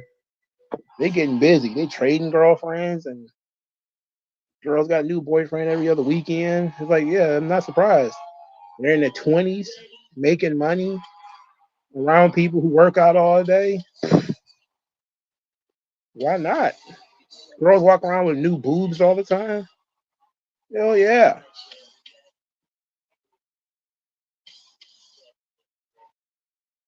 You say she was what the fuck was that guy's name? Fuck. It's right on the tip of my tongue. I forgot what his name is, but it's Matt Capitelli. There you go. Yeah. Kayfabe wise, Kane was banging all the chicks. Had Tori, Kelly, Lita, Trish, AJ, Lynch, Rose, China. He got betrayed by all them hoes, man. The DX rated RKO feud was short-lived but very intense. Yeah, they decided to pump this thing up right before WrestleMania, and then they decided, oh, I forgot we got to have a huge WrestleMania push. Like, oh really? So they had to cut this thing short. Oh, I can't believe they're doing DX in 07. No. So CM Punk was the WWE representation of the alternative rock craze, and he was a world champion. Yeah, and he also was kind of earmarked to be a top guy. Yeah, there was some big nose people who didn't want him to get to the top. With and also Sean. There's Sean too, but one particular big nose guy who happens to be on the screen right now was not a fan. Which is why I'm surprised they're working so well together now. But I'm guessing it's more or less like Triple H wants to babyface himself to the internet wrestling fans. So he's like, oh, I'll work with Punk, knowing damn well he didn't want Punk there in the first place. Notice how all these guys keep having click problems. I mean, the click problems was still going on in 2014, bro. That's sick. From 1994, at least, maybe 93. Because I remember Bam Bam having problems with them. So from like 93 to 2014, there was nothing but click problems. Either Sean didn't like you, Paul didn't like you, Nash didn't like you, or Shawn didn't like you, or then later Triple H didn't like you, and you weren't going to get nowhere. That's crazy. That's a decade of destruction. Decade. Because apparently the only reason Punk won the Money in the Bank in 08 was because they wanted a straight-edge guy to prove the company's image after the steroid scandal plus Benoit a year before. Didn't do him any good because they booked him like shit. And then he was in there with perennial roid taker, Randy Orton. So, no, I don't think so. It didn't help him at all. And he just looked tiny in comparison to everybody else. It's almost like a Bret Hart thing, right? Top Dog says, speaking of Kane, I can't think of anyone who got fucked over by a booker over the years like him. He didn't protect his character. He should have protected the character more. I think he was just a good little soldier. Because, boys and girls, right now, you are seeing the frosted, sugar-coated side of DX. I like the sugary side. Everybody likes the sugary side. Triple H looks so weird doing this stuff. I hate this. 1 minute from now, you are gonna see the ass-kicking side of the Generation X. And those are shitty jerseys, by the way. I guess he has to wear a jersey due to his incredible back and lats, which of course are 100% natural. Primetime Podcast says Cena was the only person Triple H couldn't bury. He tried hard, but Vince was too sold on Cena. So we wasn't gonna let him get him. He got everybody else.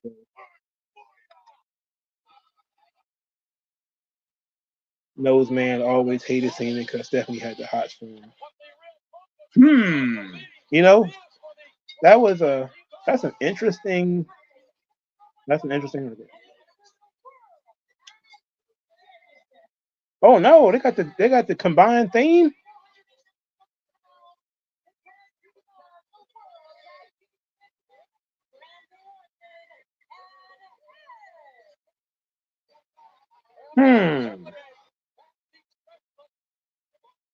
Tag team specialist. He was tag team champion with Hulk Hogan, for God's sake.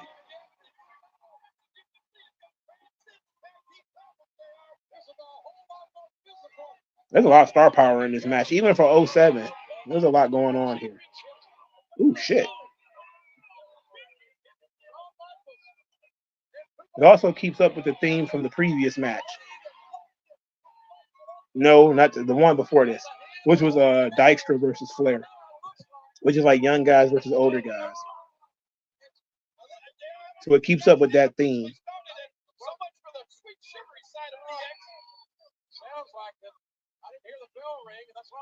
And this is how you start like a blood feud. They didn't do no lockup. They just kind of start fighting in the alleyway. I think people do that too much today, but this is the appropriate way to start a match like this.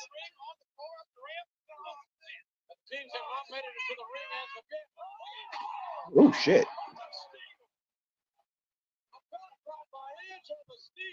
WG Phil says Vince might have marked out his son-in-law, his golden boy, his Nepo baby, and his new generation Bret Hart shit in the ring. I'm pretty sure he was very excited about this. I'm pretty sure Triple H was not excited at all to have to deal with Randy Orton and Edge, two guys that he do not like. So I'm pretty sure he was not thrilled at all about this whole thing. But he was working this match under the idea that he was going to be working with Cena at WrestleMania, so he probably didn't care. He says, ironically, Kane did absolutely zero backstage politicking, despite ended up being a politician.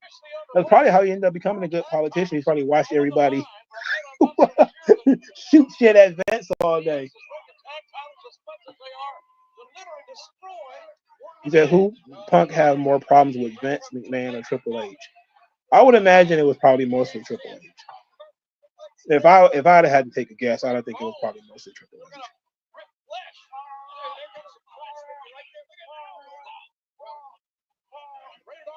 It's not like Triple H was shy about it at all either. Samoa Joe was in TNA at this time.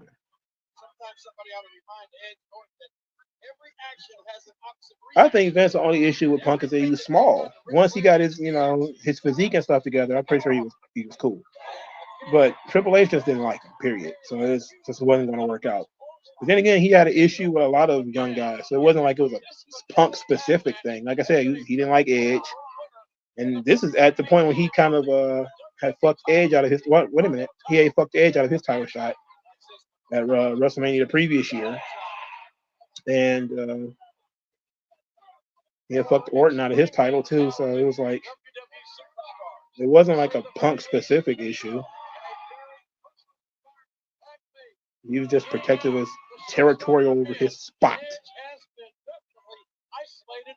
Imagine if Cena got with Stephanie and Tripp stayed with China. That's amazing. What if Cena waited all this time to get married because he was waiting for Stephanie to get divorced? Have anybody seen Spartacus, Blood and Sand? Where John Cena could have been Crixus. We need to stop it. Stop spreading stuff like this. Kane studied Kevin Nash, and Kevin Nash studied Machiavelli, the Prince. That's sad. Sad times, man. And because Nash was in his 30s when he came to WWE too, so no doubt he was. And once he started making some money, I'm pretty sure he was King Kong politicking back there. Especially since he, probably got caught up with Mabel, but other than that, only want to work with his friends. Typical click shit. Top Dog says, man, all the guys that had problems with Triple H in the 2000s and early 2010s is insane. He beat with Cena, Orton, Rock, Punk, Edge, and so many more. Yeah, it was way too many. There's a lot of people he was fucking over, man. He was in the way of a lot of stuff that could have been good. Orton did a whole spin around. he got punched and did a whole fucking spin. Why did he do that? He says, how come Triple H didn't like Edge? He didn't like anybody. So it's kind of like how it worked out. I mean, he wanted that spot. He didn't want anybody come to take his spot from him. So he was protective of that spot. And he had kind of worked to get it. Politics, married Stephanie. So he's kind of like, hey, it's my spot. I'm not giving it up. Fuck Edge. Which, Edge, to his credit, was like, was the top heel at the time. I should have main evented WrestleMania, which is true. But Triple H was like, nope. I'm going to do it. Like Cena really needed to beat him or something. Loki said Spartacus was the only reason I watched Arrow for 2 seasons. Quickness and played Deathstroke. Oh, really? I didn't know that. I never watched Arrow, so I don't know. But I love Spartacus. I think they had a marathon for Spartacus where they're about to have a new show. I think. Oh, is he biting blood?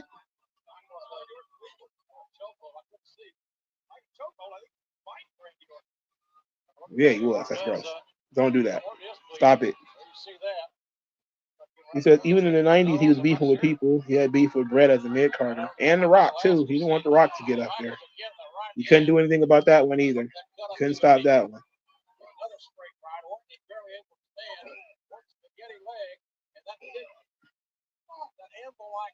Noseman only liked Flair and Batista. Well, he looked up to Flair, and yeah, Batista is basically his protege. Prime Time says, do you think Triple H pushes Rhea Ripley as hard as he does because he not only sees China and her, but in his own way, he sees that he's making it up to what he did for her? That's interesting, but I think it has a lot more to do with he hired Rhea Ripley because the Mae Young Classic and all that kind of stuff was his idea. And I think he just kind of, part of it is ego. He likes to favor certain people. I think that's mostly what it is. I don't think it has too much to do with China. I think the whole, the way that he decided to present her has something to do with China. The blend of her being muscle mommy sexy probably has a lot to do with China. But I think he was going to push Rhea Ripley anyway. But he was doing it in NXT. Just to a lesser degree. R.I.P. Season 1 Spartacus actor. The other dude wasn't the same. I agree. When they decided to go in a different direction and they did the prequel, that was something. That was interesting. That prequel, man, I was like, oh. Yeah, but the other guy wasn't. He was fine, but he had nothing on the original Spartacus. And Spartacus is like, he was such a great heroic character. He was fantastic, boy. Like, man, I love me some Spartacus. I love that show.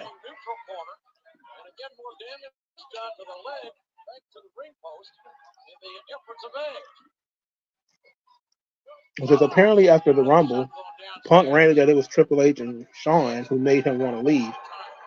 He did tell Vince he would come back that summer, but he got fired. So Punk turned his sights to Vince. Well, probably because he thought that Vince was the one who fired him, which is technically true. Even though we all know that when it comes to cuts, I think pretty much everybody has a hand in it. But ultimately, the final call is Vince. So technically, yes, Vince fired him. Just like technically Vince fired Gallows and Anderson that time, but even though it got blamed on Paul Heyman. It's because Heyman put them on the radar and Vince just didn't care. He said, why didn't Triple H like Orton? Wasn't Orton his protege too? It's the same thing. It's the same thing as always. Orton was going to be end up being the top heel.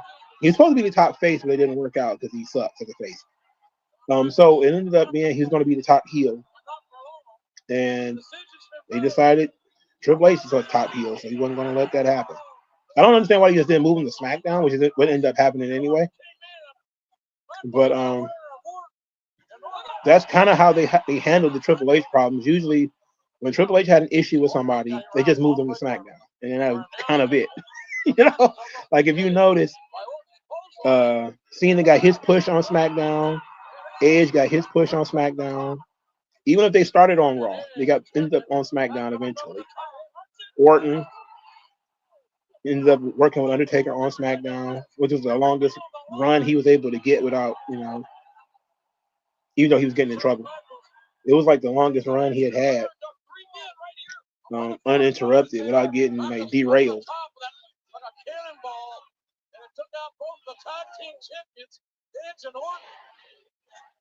Darren Miles says, I remember Scott Steiner basically said it once, shoot, that all the Nitro girls were hoes.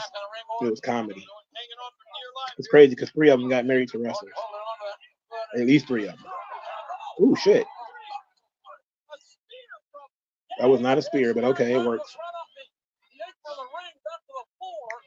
They working their ass off in this match. Randy's actually doing work too. Can't believe it. It's amazing that you can watch a Randy Orton match at any point in time and guess he's probably half-assing it. Ooh.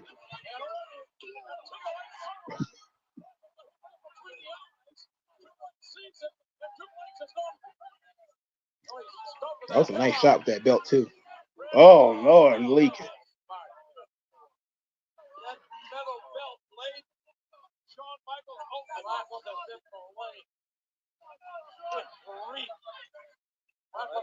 They always use the guys to get them over on Raw, and then as soon as they got over to a certain point, they move them to SmackDown. There was a reason for that.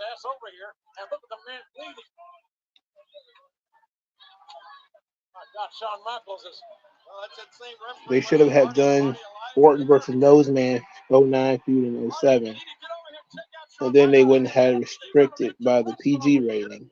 Orton should have won convincingly. It should never have been feuded in the first place, to be honest. There have been way too many Orton and Triple H matches by that point in time. This is your babyface apparel right here, my brother. Classic professional wrestling, classic tag team wrestling at that. And Randy on bullshit. There we go.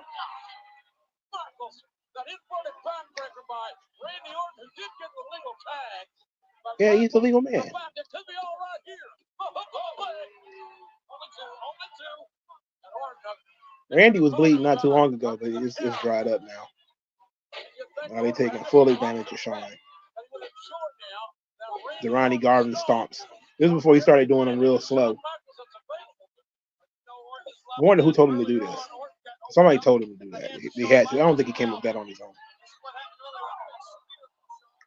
Top Dog said they did dispute both in 07 and 09.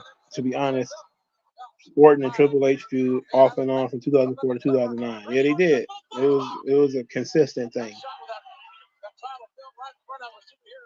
I think if Triple H would have had like an official final match, it should have been with Orton. It would have made sense, thematically. He probably would have wanted to win though. Darren Miles says, I'm surprised Triple H never used his nose as a finisher. Like Tao Pai Pai's tongue in Dragon Ball. He just stab people with his nose. Woody Woodpecker or some shit. WG Phil says he was doing the stomps in 07. Yes. He started doing them slowly as the Viper, which was how Ronnie Garvin used to do it. So I wonder who told him to start doing it. You think Triple H got hurt in this match? Because I don't remember what the outcome of this match is, so I'm thinking it might have happened too.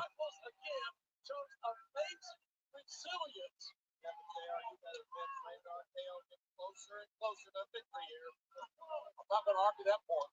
After all, we heard a lot of claims from DX as to what they were going to do. The rated RKO, but man, it has not happened thus far.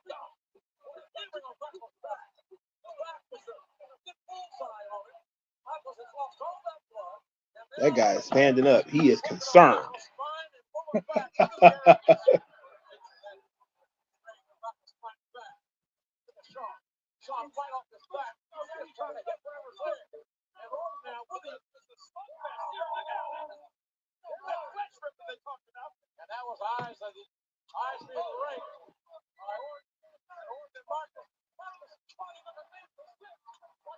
Y'all have no idea how much chemistry Orton and Michaels had.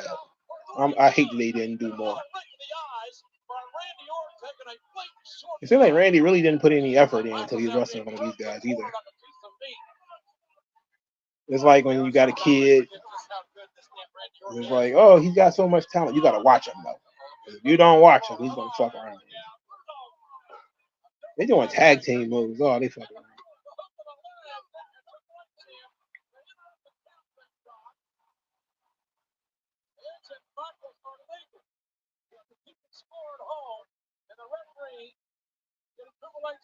Sean, oh, they doing surfboards.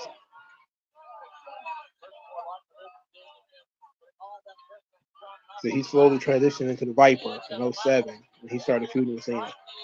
Yeah, the big feud with Cena, I think, was kind of like the breakout thing for Randy because he didn't have any governors on him at that point, but he had to make it look good because he feuded with the man.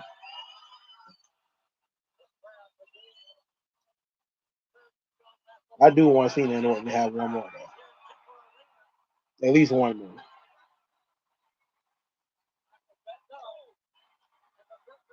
Just to end this generation. Because the Ruthless Aggression generation, he started having their send-offs too. A lot of these guys are really old, man.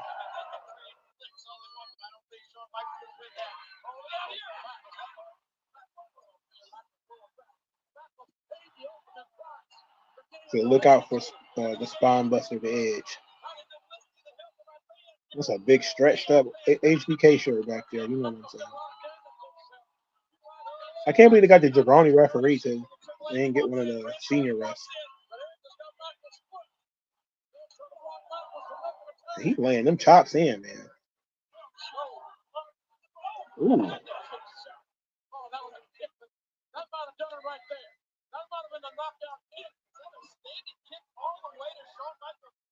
Absolutely. Absolutely. That was a good kick.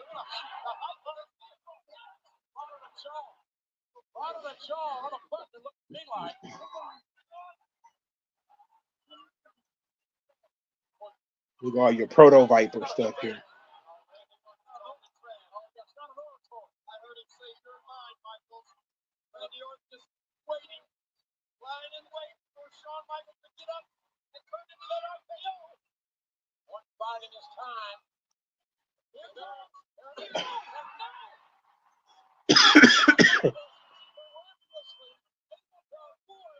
Look at Orton. He's selling. That boy's selling. All he did was counter the move, and he acting like he got thrown on barbed wire. He says the best Orton feud is his feud with Christian. I disagree. I don't like that. The feud was fine, but this is a cold tag, by the way.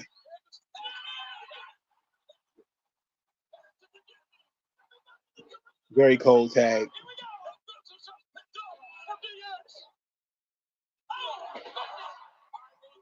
Triple H too top heavy as it is. Like, no wonder he kept tearing his quads.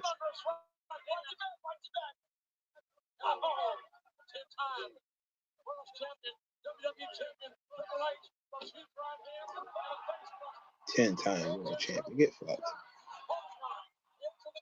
Decent comeback though. Yep, that was on Orton. Yeah, buddy, I saw it. Oh boy, he can't even walk. Nope, not good at all.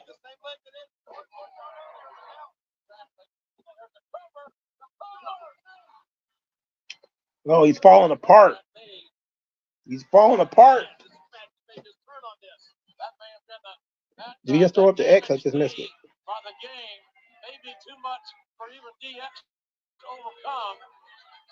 Oh boy. You gotta give. I'm gonna give Triple H some credit though. Like, he's still trying to go.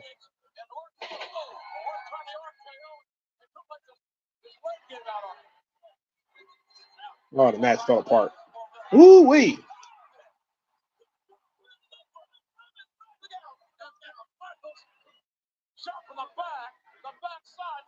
This is the beautiful part about wrestling. Nobody expected Triple H to get hurt, so now they gotta come up with something that makes sense in terms of a finish. But who knows what the fuck the original finish is supposed to be at this point? Which I'm pretty sure it was.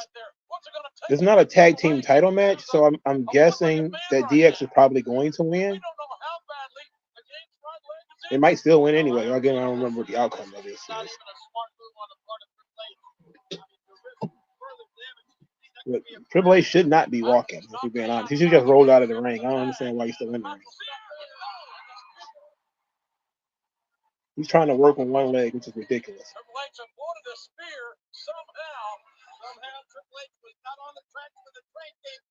He said it's funny. He said Gordon should have been Triple H's last match, but he actually was in 2019 on the Saudi show. They wrestled at the Saudi show? I don't remember Triple H wrestling in Saudi Arabia. Maybe I'll go take a look at it. Oh shit.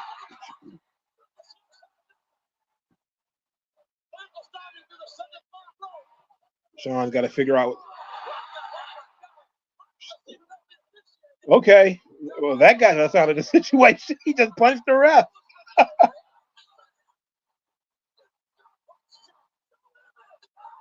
Oh, he blocked that. But anyway, it's pretty clear to me that somebody told Sean go in there and get disqualified. So he went in there and punched the ref. So that's that. Oh my good lord. He's busted again.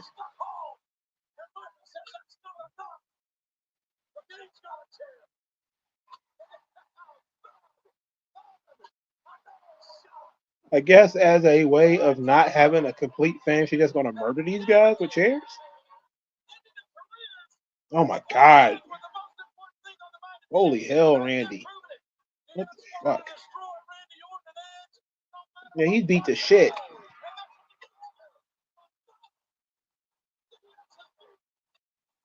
This is satisfying, though, because Randy Orton and Edge have been bullshitting all night. They've been full of shit. So, yeah, this works. Sometimes you don't got to pin guys, and you just kill them. You see how Randy got his, like, he's shaking his hand? Got that tremble to his hand. Look at that. He's putting in work.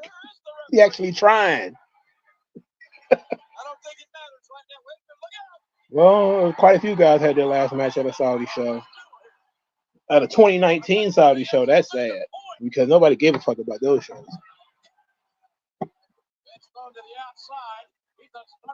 It's amazing that they've already gotten disqualified and he's still beating them up. But the beautiful thing about it is they making it up as they go along. Like Orton and Edge know they just got to take this shit. I guess their days of having offense is done. They're about to get killed. But they're heels, so it don't really hurt them at all. But Triple H really shouldn't be doing all this. I'm pretty sure he's pissed off though.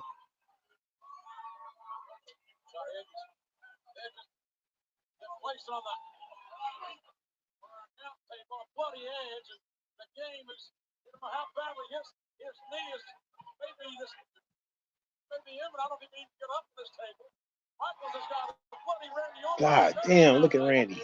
He got a gusher going, my guy.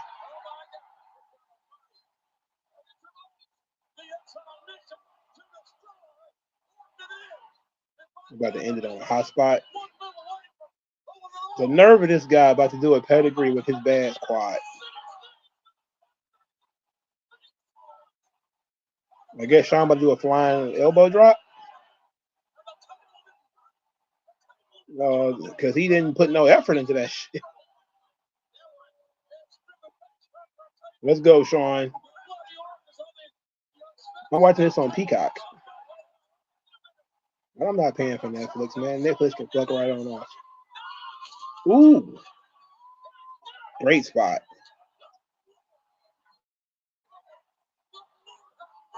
Oh, my goodness.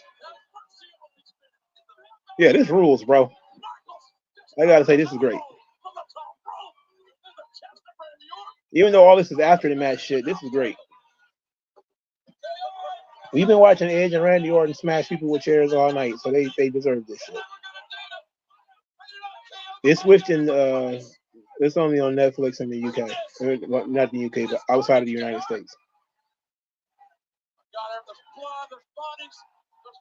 This is a regular tag team match, and people are bleeding all over the place, dog. And nobody cares about the outcome is. Nobody cares about who won or who lost. It don't matter. It don't matter.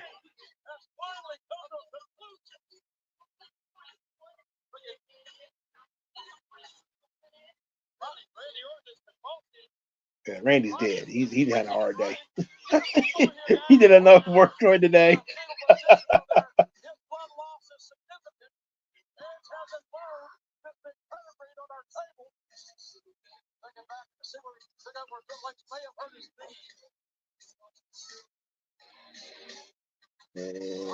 Ooh, yeah, his technique was shit. So he tore his leg up. Yeah. Well, that's his own fault. He don't know how to do a spine buster. Whoa.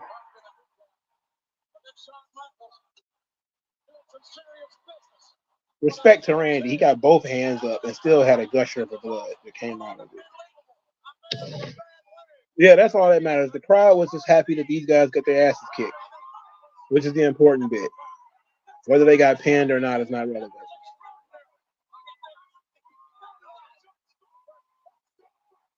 Andrew with a high spot, which they probably going to end up doing anyway. So it is.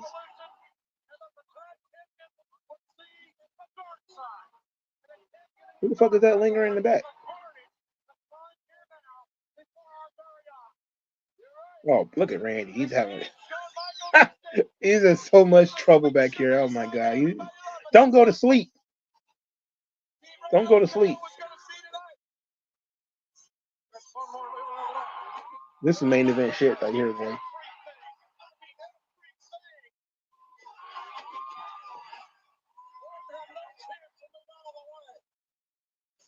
He laid there forever, so he might as well go ahead and take it. This is why you shouldn't grade wrestling matches. Like, if this wasn't so long ago, I would say this is one of the better tag team matches probably of that year. I can't tell you that for sure because I don't remember any. This was something.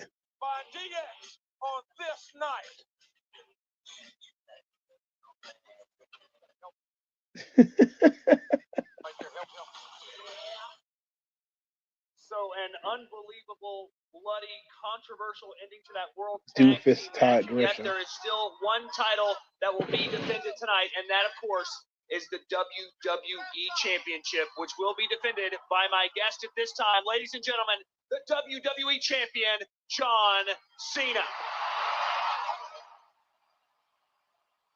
John, tonight you attempt to do something that no one's been able to do, be it Triple H, Shawn Michaels, Kane, the list goes on and on. No one has been able to beat Umaga. It's clear that the Samoan Bulldozer wants some. Will he get some? I see what you're trying to do. This is the pre-match interview. You want me to talk a little trash and hype up the match, right? No, yeah, sure. Okay, here it goes. Tonight, the irresistible force meets the immovable object in one corner. The undefeated Umaga, and in the next, the WWE Champion, John Cena. Something's got to give. His hat says "Live fast, fight hard." Only be one. I will hit the ring with the strength of 1,000 men. Lightning will shoot from my ass. And when the dust settles, Umaga will say his first words. Which everybody knows is Samoan for, I just got the crap beat out of me. Is that kind of what you were looking for? That was pretty good. Yes, it was good, but it's not the truth. You see, the truth is, tonight I face a man who's never been pinned. Tonight I face a man that's never been forced to submit. A man that's almost never been in danger. A man who's almost never left his feet. Tonight my opponent is a man who has decimated every single thing in his path. And now, unfortunately for me, has his sights set on the WWE Championship.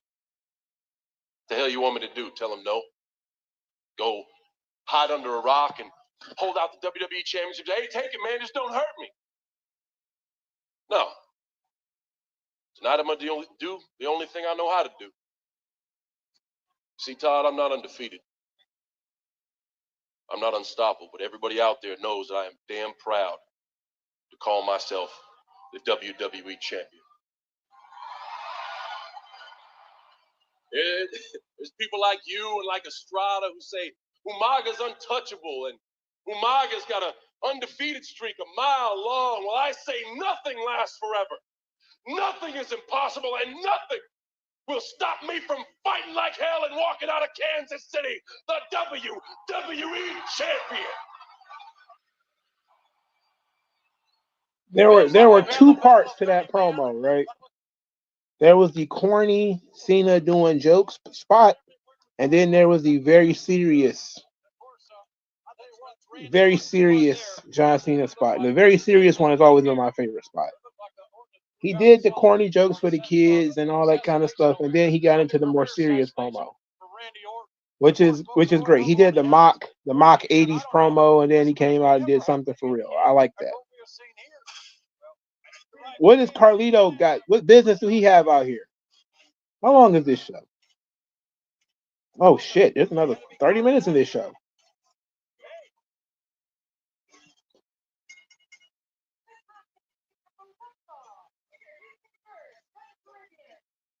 Oh, Tori Wilson with her little dog. It's babyface Carlito. Oh Lord. She's from Idaho. Carlito.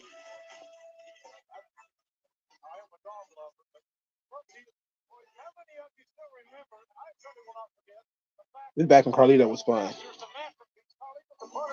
Oh wait, he about to fight Chris Masters? Oh my God.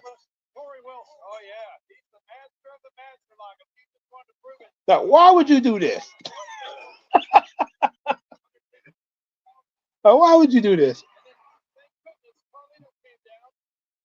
You put a woman in the master lock for no good reason, bro. That's sick. That's really bad. What's the reason for this? I don't think this match is going to be long, though. Remember when they tried to make these guys a tag team? How ridiculous was that? It was ridiculous. I love Chris Masters' entrance, though. Like, this entrance was hard. Very Lex Luger coded. Hard to get a closer out here. Everything in ringside is wrecked. Our monitors have been on, off. I've never been a fan of that spinner belt, but then again, I was an adult when all this stuff happened. So. There's the masterpiece being a man that you certainly are not no strangers to. Oh, he's an impressive, physical specimen, no doubt. Specimen, all right. He putting Chris Masters, who looks like Randy Orton a little bit. He's clearly on the juice. They putting him on after Shawn and Triple H. Just nuts. That's sad. The crazy thing is he was super young at the time too. I think he was like 23 or something. So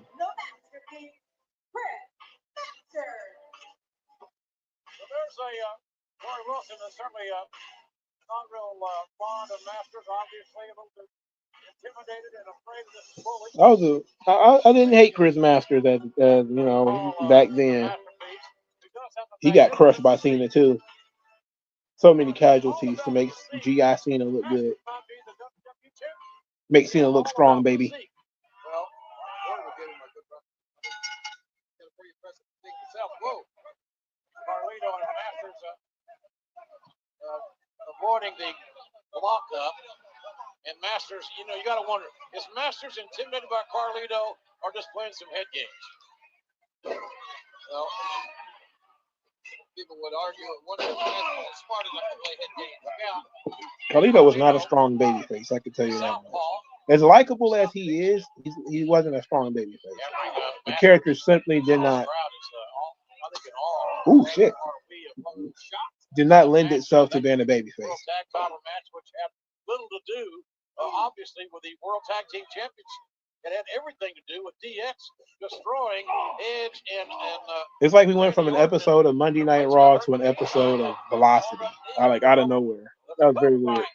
Carlito, after that facebuster, we'd love to be able to get some updates for you folks if we can from our medical staff and the trainers and doctors that are here. Oh my goodness! Oh, and a tremendous strength shown there by Chris Masters. Like you said, the elevation amazing on that backdrop. Oh, look at Masters get the 20 out. I'm getting tired now. They hurry this up. I understand they want to have a cool down though. You put their two young guys in a cool down match. This would have been on earlier. It would have been no problem. You got to wonder, is Masters so dependent upon the master lock that it could be a blessing or a curse for this guy? The thing with Masters is he broke Stevie Richards' face like in his first match, and he never really recovered from that. As a matter of fact, I think Stevie Richards talked about that, but I don't remember what he said about it. He broke his face with a Polish hammer, which is a great fucking move, by the way. I love the Polish hammer. I wish more people used it. Springboards. Ooh wee. Beautiful move. Carlito got here from Masters. That was just raw power of Masters. Check this out one more time. This is. Remember when he broke out the double springboard and got an RKO? That was tremendous. Carlito, that was a beautiful maneuver. I don't even remember what show that was on. I just remember that spot. His version of a full Nelson not being broken. That's what Masters is right now. And there it is. No. Not locked. Hey. What is he doing? Masters a taste of his own medicine here. And Carlito quits smartly, gets in a break. And that's it. Masters with one arm just took Carlito to the backside.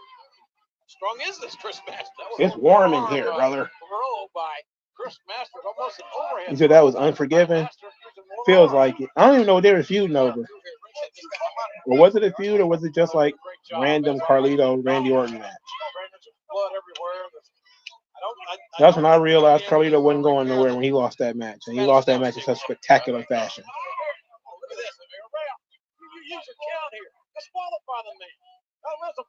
You said that you found out they made 5 Dragonheart movies.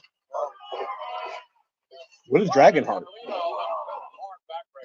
That's a great move. I just found out they made an animated movie for the Chronicles of Narnia, The Lion, the Witch, and the Wardrobe. And I'm gonna watch that on the weekend. I didn't know they had an animated movie for that. This is a good pace from Masters. He's using his power, which is what brought him here. I love The Lion, the Witch, and the Wardrobe. It's a great story.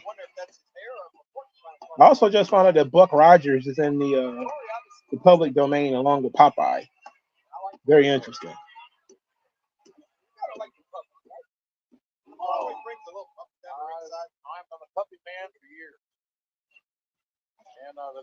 I'm not a big fan of the whole public domain stuff, though. But, and downstairs, Carlito.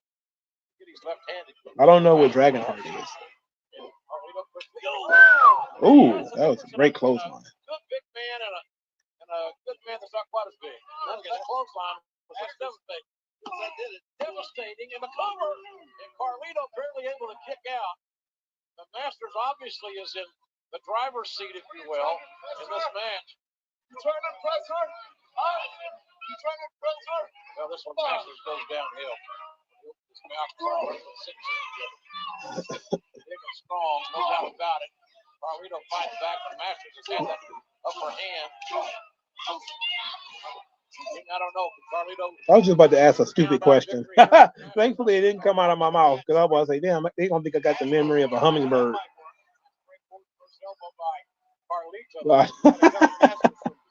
You said Dragonheart was a 90s movie with Kevin Costner where he was a knight that talked to a dragon voiced by Sean Connery.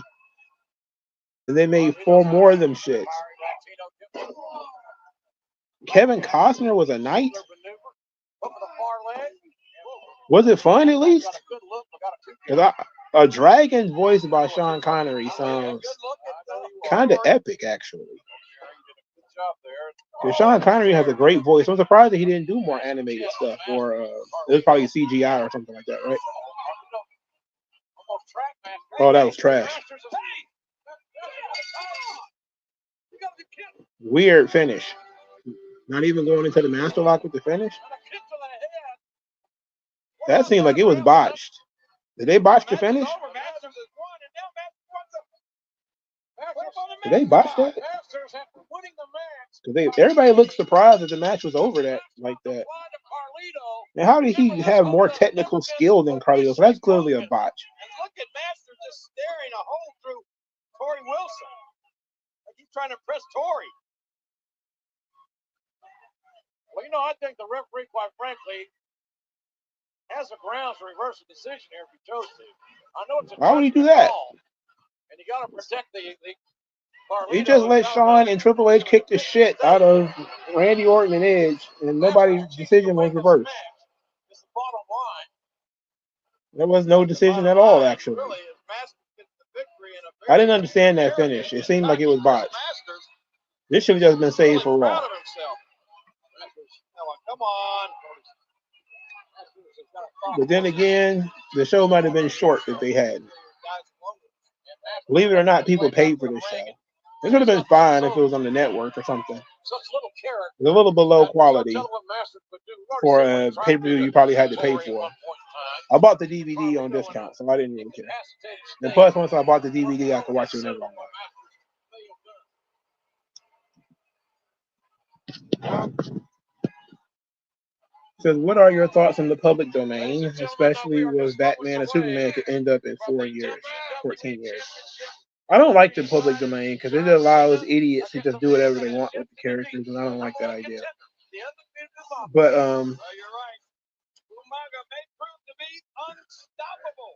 whatever. I mean, without it, you would probably still have people copyrighting Beethoven music and all that kind of stuff. You can't do that. So Beethoven's music is in the public domain because he's been dead for 200 years or 300 years or whatever. But who plays his music and what can be copyrighted? So somebody's rendition of Beethoven can be copyrighted, but the actual song itself cannot be copyrighted, which makes no sense because actually, it kind of does make sense now that I think about it. But so it's the same thing with like Popeye is in the public domain now, but only the things that are in the first Popeye comic book. So all the characters that are in the first Popeye's comic book, you can use them free of charge. And they made a stupid Popeye movie already, slasher movie with Popeye, and it's ridiculous. It's stupid. And that's why I don't like the public domain, because it doesn't actually make good products. It's just people running amok with it.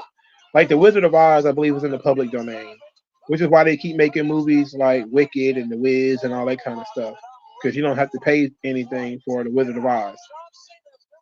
Your version of the Wizard of Oz can get copyrighted. You just have to make significant change. If you make significant changes to it, of course. So I'm not really a big fan, because the people who get it for free, they have no reason to actually care about the property, and they can do crazy stuff like make pornos and all this kind of stuff with it. So from that perspective, I don't really like it. So when Batman and Superman or whatever end up in the public domain, it's just going to be the earliest renditions anyway. So it's not going to be. But I'm pretty sure they're going to fight it. That's like Disney's been fighting it forever.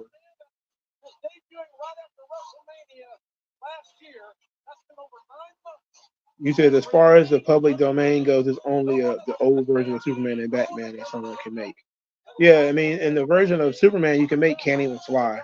So he has to jump high and lift cars and stuff. But you still get all the trappings of Superman in the public domain. So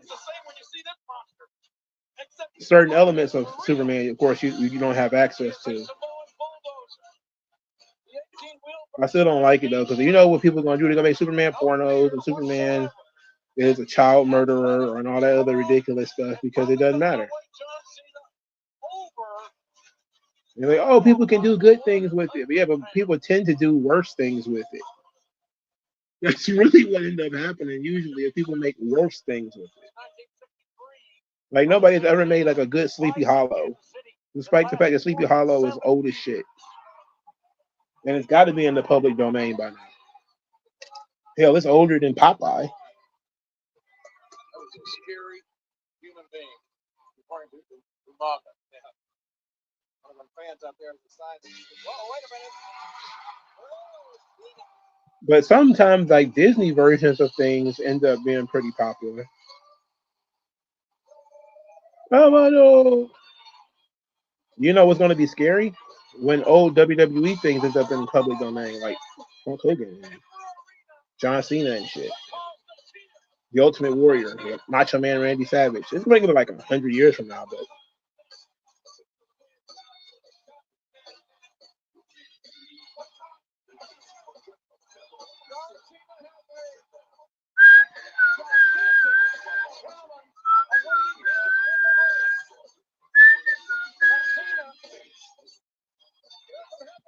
I never understood why Umaga had a Cuban handler.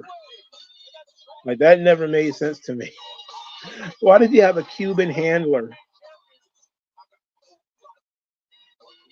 I guess he's supposed to be like a sleazy promoter, like a sleazy circus act or something like that. What kind of story are you telling in here with this? And then for some reason, they decided that Estrada needed to be the general manager of ECW, which is even stupider than him being the manager of Umaga. Introducing first, the challenger from the Isle of Samoa, weighing in at 350 pounds, Umaga.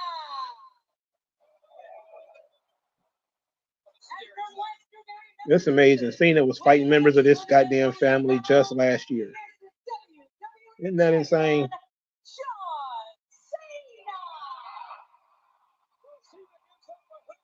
That's crazy. That's just crazy. Hungry to become the WWE champion, and why not? John Cena, the WWE champion. The crowd is 100% behind Cena on this one. Now, remember at this very event last year, Cena lost the COVID WWE title. So the New Year's Revolution have not been a extremely kind event for John Cena, and Cena referee Okay. has called for the bell. I don't Big match, John.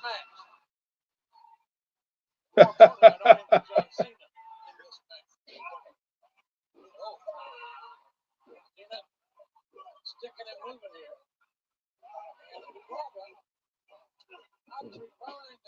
I always hated those hip bumps that Cena would take. It was so weird that he always would land on his hips. Like, why? Why are you scared to land on your back? What's happening? Almost like Flair.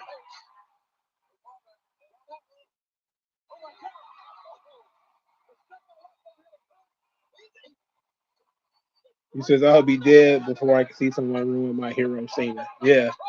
I mean, we'll all be dust long before somebody can, destroy WrestleMania and all that kind of shit. We all be long gone before that.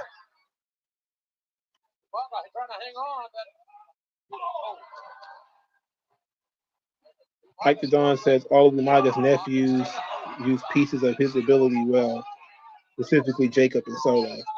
Yeah, everybody uses like the really good tributes to Umaga.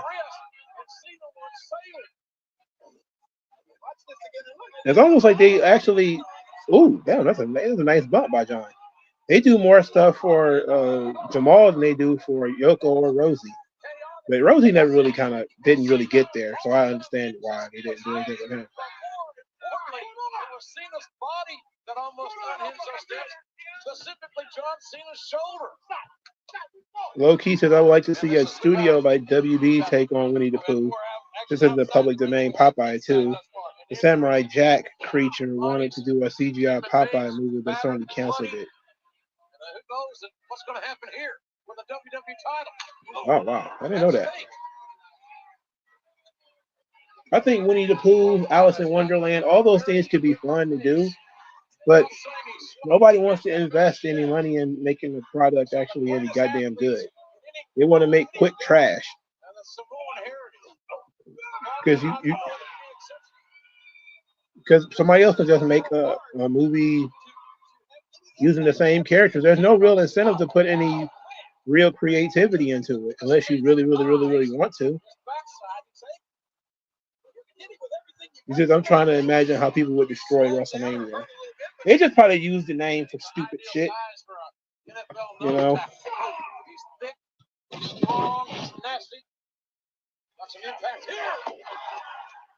John Cena beefing with Samoans goes hand in hand. He had beef with Rikishi, Umaga, The Rock, Omen, the Usos, Solo. Yeah, he's probably gonna end up getting his hands on Jacob Fatu later that year, next year too. Just Connery retired from acting because of the flop of the League of Extraordinary Gentlemen. He regretted turning down Lord of the Rings of Gandalf. I would have quit too after League of Extraordinary Gentlemen. If he'd have read the comic book, he'd have never actually did it in the first place. If he'd have read the comic book, he never would have did it in the first place. I think my girl liked that movie though. I'm gonna send her a text message later and ask her if she really liked that movie. She liked weird movies like that. She liked Van Helsing too, even though I didn't really like it.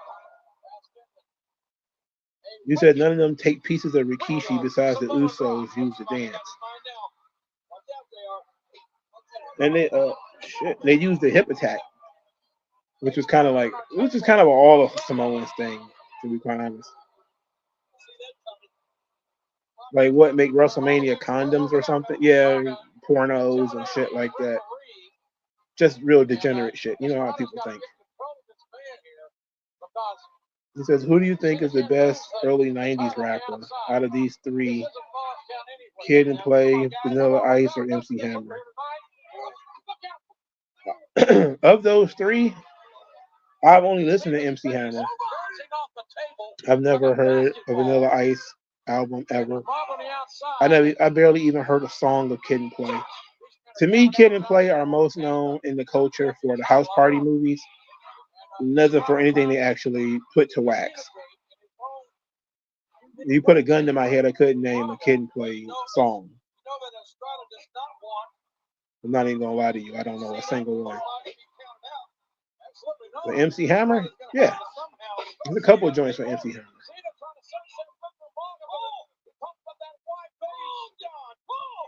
Yeah, Umago's the reason the Usos ended up in WWE in the first place, so it makes sense that they would pay homage. He opened the door for all of them, even though he's kind of closing it for himself at the same time.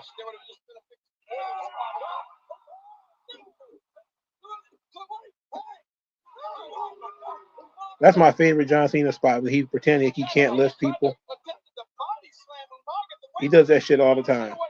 And it always works. People always fall for it.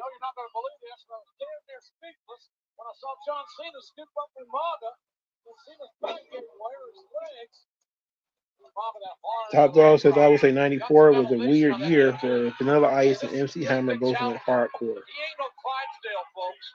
I tell you this, it wasn't a fun year. It wasn't a fun time. All of the childish rappers of the early 90s was the shits. Criss Cross, all that Vanilla Ice, MC Hammer. That's probably what hip hop should have been, and probably what it should have stayed, if we're being honest. But it was garbage. That's why none of that shit stands the test of time, except for like TLC. Like TLC worked. It was like it was mostly like teenagers, and I know Kid and Play was kind of for teenagers too, but the movies actually helped them more than anything. Whoa, Umaga caught his big ass.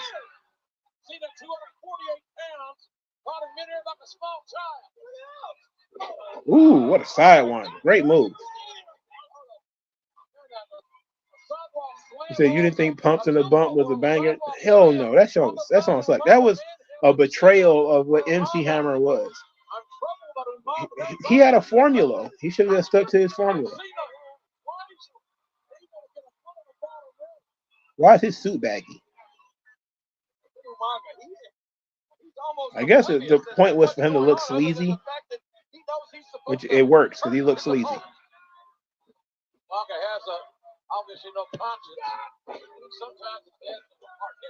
Cena with these hip bumps. He keeps falling on his hips. It's very weird, man. It's taking me out of the match. It's so distracting.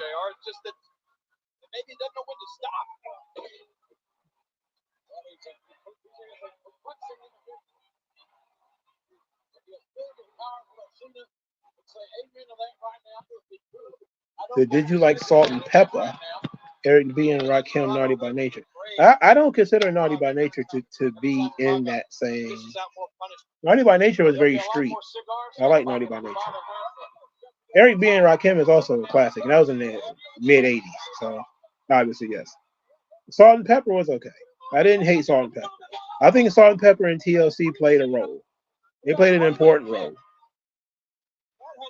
of when it comes to hip hop and women. But I don't particularly like remember. I listened to Salt and Pepper albums, but I don't remember anything from them. Like I think Salt and Pepper and TLC don't get enough credit for what they did for hip hop. MC Light, Queen Latifah. Queen Latifah get a lot of credit though. Maybe some undue credit. Low Key says if I had the access to the WrestleMania IP, I would make an animated series where the old school Superman and Batman would face bad guys in the ring to save the world. By the time WrestleMania gets into the public domain, you'll be able to have almost every version of Superman possible in that motherfucker. You'll have Superman up to 1982. So yeah, you'll have quite a bit of Superman to put in there. A lot of the 70s Superman stuff will be available. Top Dog says, I got that Salt and Pepper Bomber Jack. I don't even know what the fuck that means. What does that mean? I don't like R&B, so I don't really like King Sweat. I don't like 90s R&B myself. Late 80s, early 90s R&B is not my thing. Outside of Prince, I really don't really like R&B. Prince and Rick James for the 80s and the 90s. And then occasionally I'll listen to but I don't consider Sade or Erykah Badu or anything like that to be R&B. I consider it to be soul music because I love that stuff. But R&B would be like Keith Sweat, Bobby Brown, all those goofy ass boy bands that was in the 90s and the early 2000s. I didn't like none of that stuff. Yeah, New Jack Swing. I hate New Jack Swing. I hate it so much. The Teddy Riley sound. I hate it so much. Oh my god, it's trash. MC Hammer was a real gangster. MC Hammer was like, he was legit. You know, he was one of those dudes who just, he found something that worked, and he did it. He was really from Oakland. It was legit. He had homies.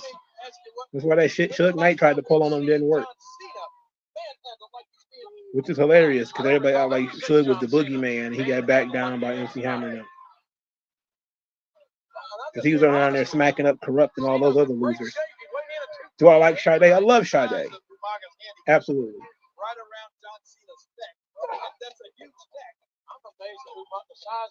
So let me guess, too much begging during that era. Absolutely. Not only that, but I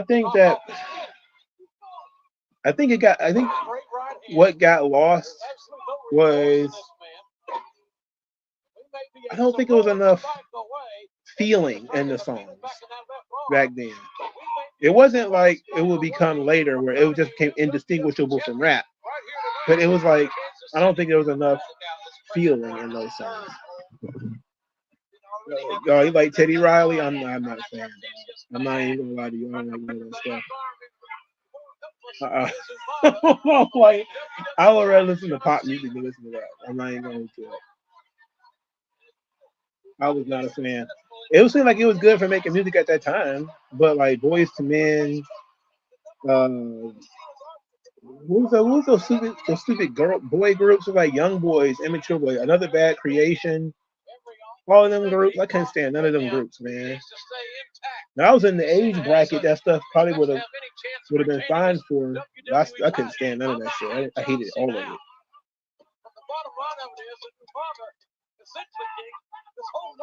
And I think a part of it has a lot to do with my mama never liked it. She never listened to that stuff.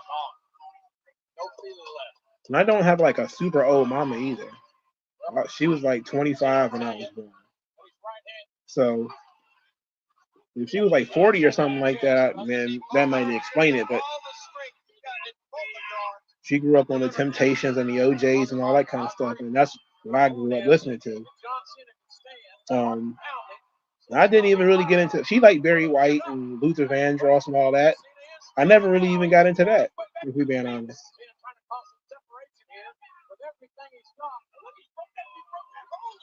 Look how dramatic Cena is.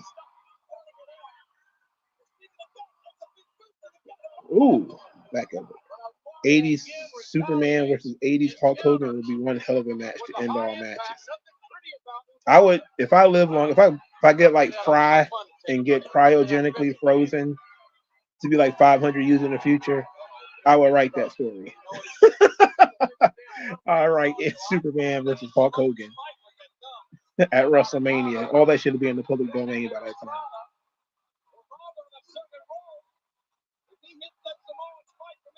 Then I might actually start doing fan fiction at that point, because then Doctor Who would be in the public domain by that time. Because Doctor Who was even older than WrestleMania. Star Trek would be in the public domain at that time. And even Star Wars would be in the public domain at that time. But everybody's going to be long dead, and those franchises are probably going to be long dead. But on a positive note, a lot of the movies and stuff that people grew up liking and enjoying, they're still going to be around. You may not have access to them, because who knows what happens with these streaming services. They might start deleting movies.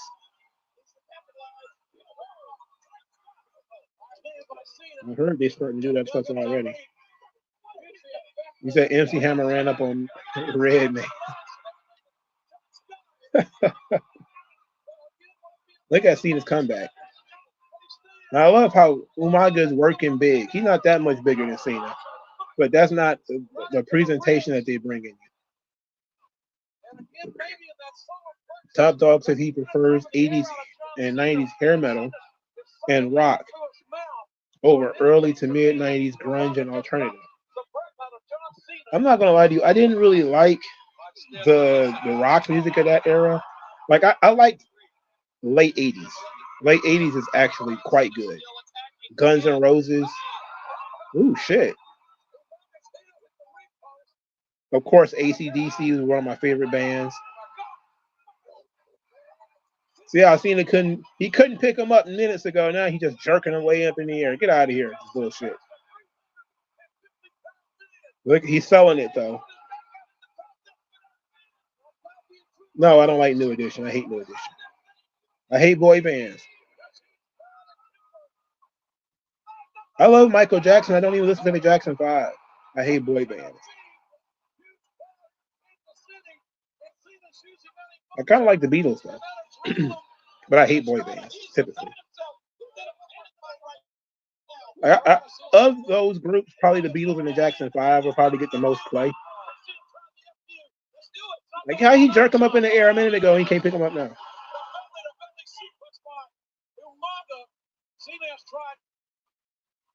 At least twice that I can recall to hit the FU on He tried to lift Umaga 3 or 4 times in this match. That's the story. Cena is big and jacked, but he can't lift this guy. I'm pretty sure Frank Sinatra songs have got to be in the public domain at this point, right? He was recording shit like the 1920s, right? 1930s? Or was it the 40s? It says 90s Batman versus Raven. Why Raven? I like Metallica songs. I don't know if I like Metallica albums. Top Dog says, I always thought it was weird. The 90s line from Tupac, Biggie, Gangster, East Coast Rap, Nirvana, Pearl Jam, Funk Rock, Britney Spears, Bradley Cooper. Well, you're talking at early 90s and late 90s. Really, the early 90s was basically kind of an extension of the. Whoa, look at that. Oh, interesting. I didn't know the roll up happened like that. So he only picked him up to do the what's the name? He didn't pick him up the whole match.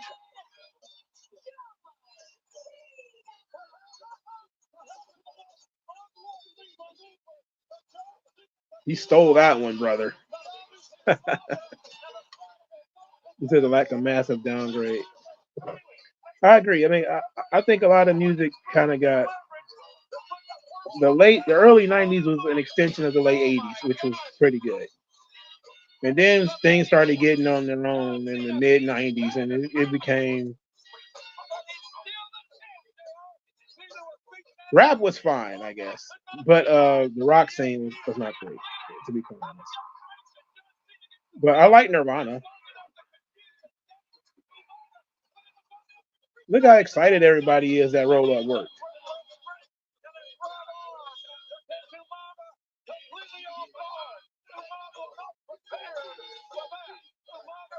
You knew there was going to be a rematch when they booked Umaga to lose via roll up.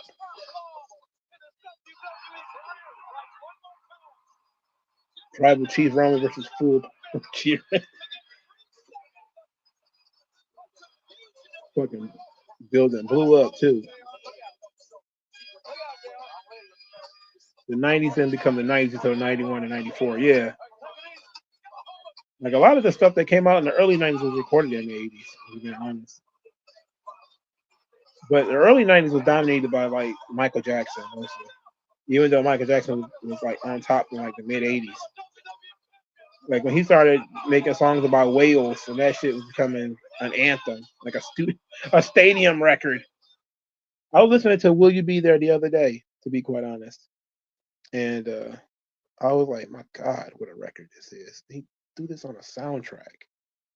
What a tremendous joint. What a tremendous record that was.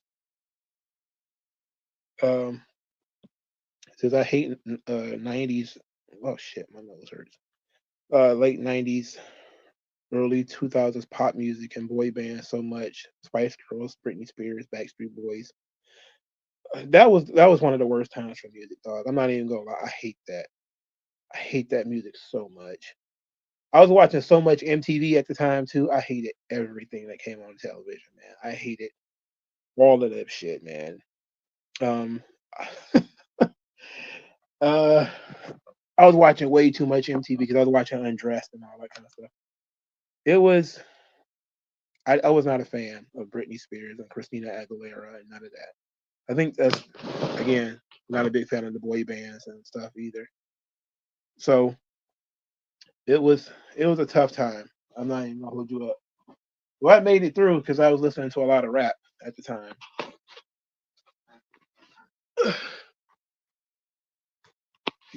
Loki says, "Will the country even survive for 500 years? AI will show whoever's left some amalgamation of American pop culture.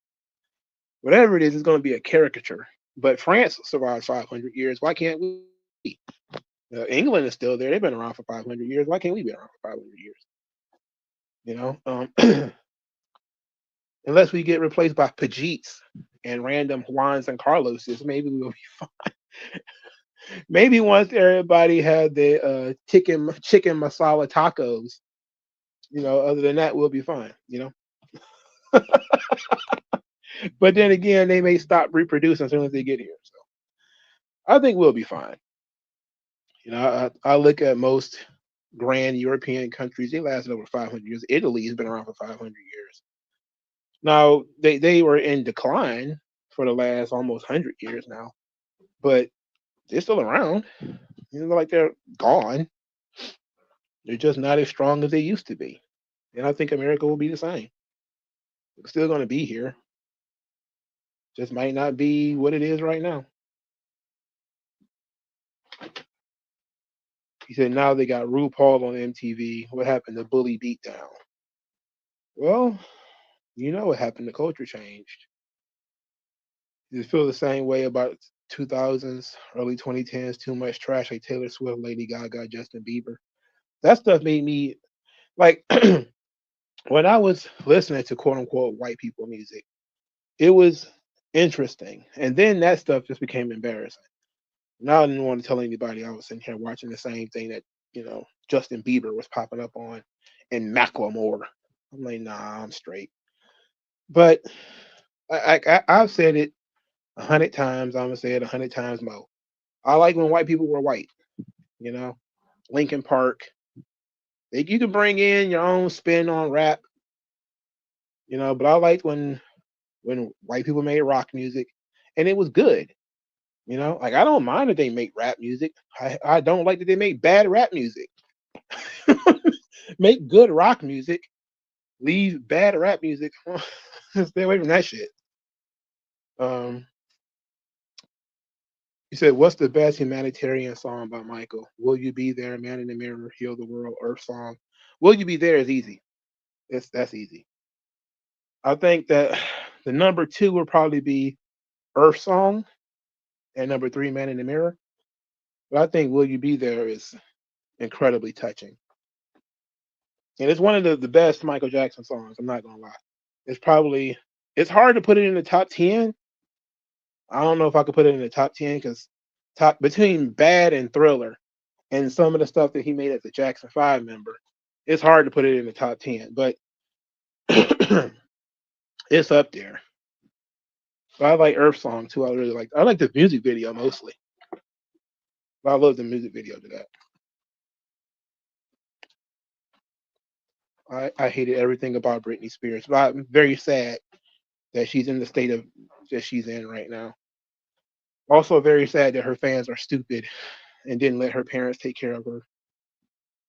Instead of complained. And now she's clearly unmedicated and out of her mind. All right, I gotta use the bathroom. Thanks everybody for stopping by. I appreciate you guys. Talk to you guys probably Saturday. All right, peace out.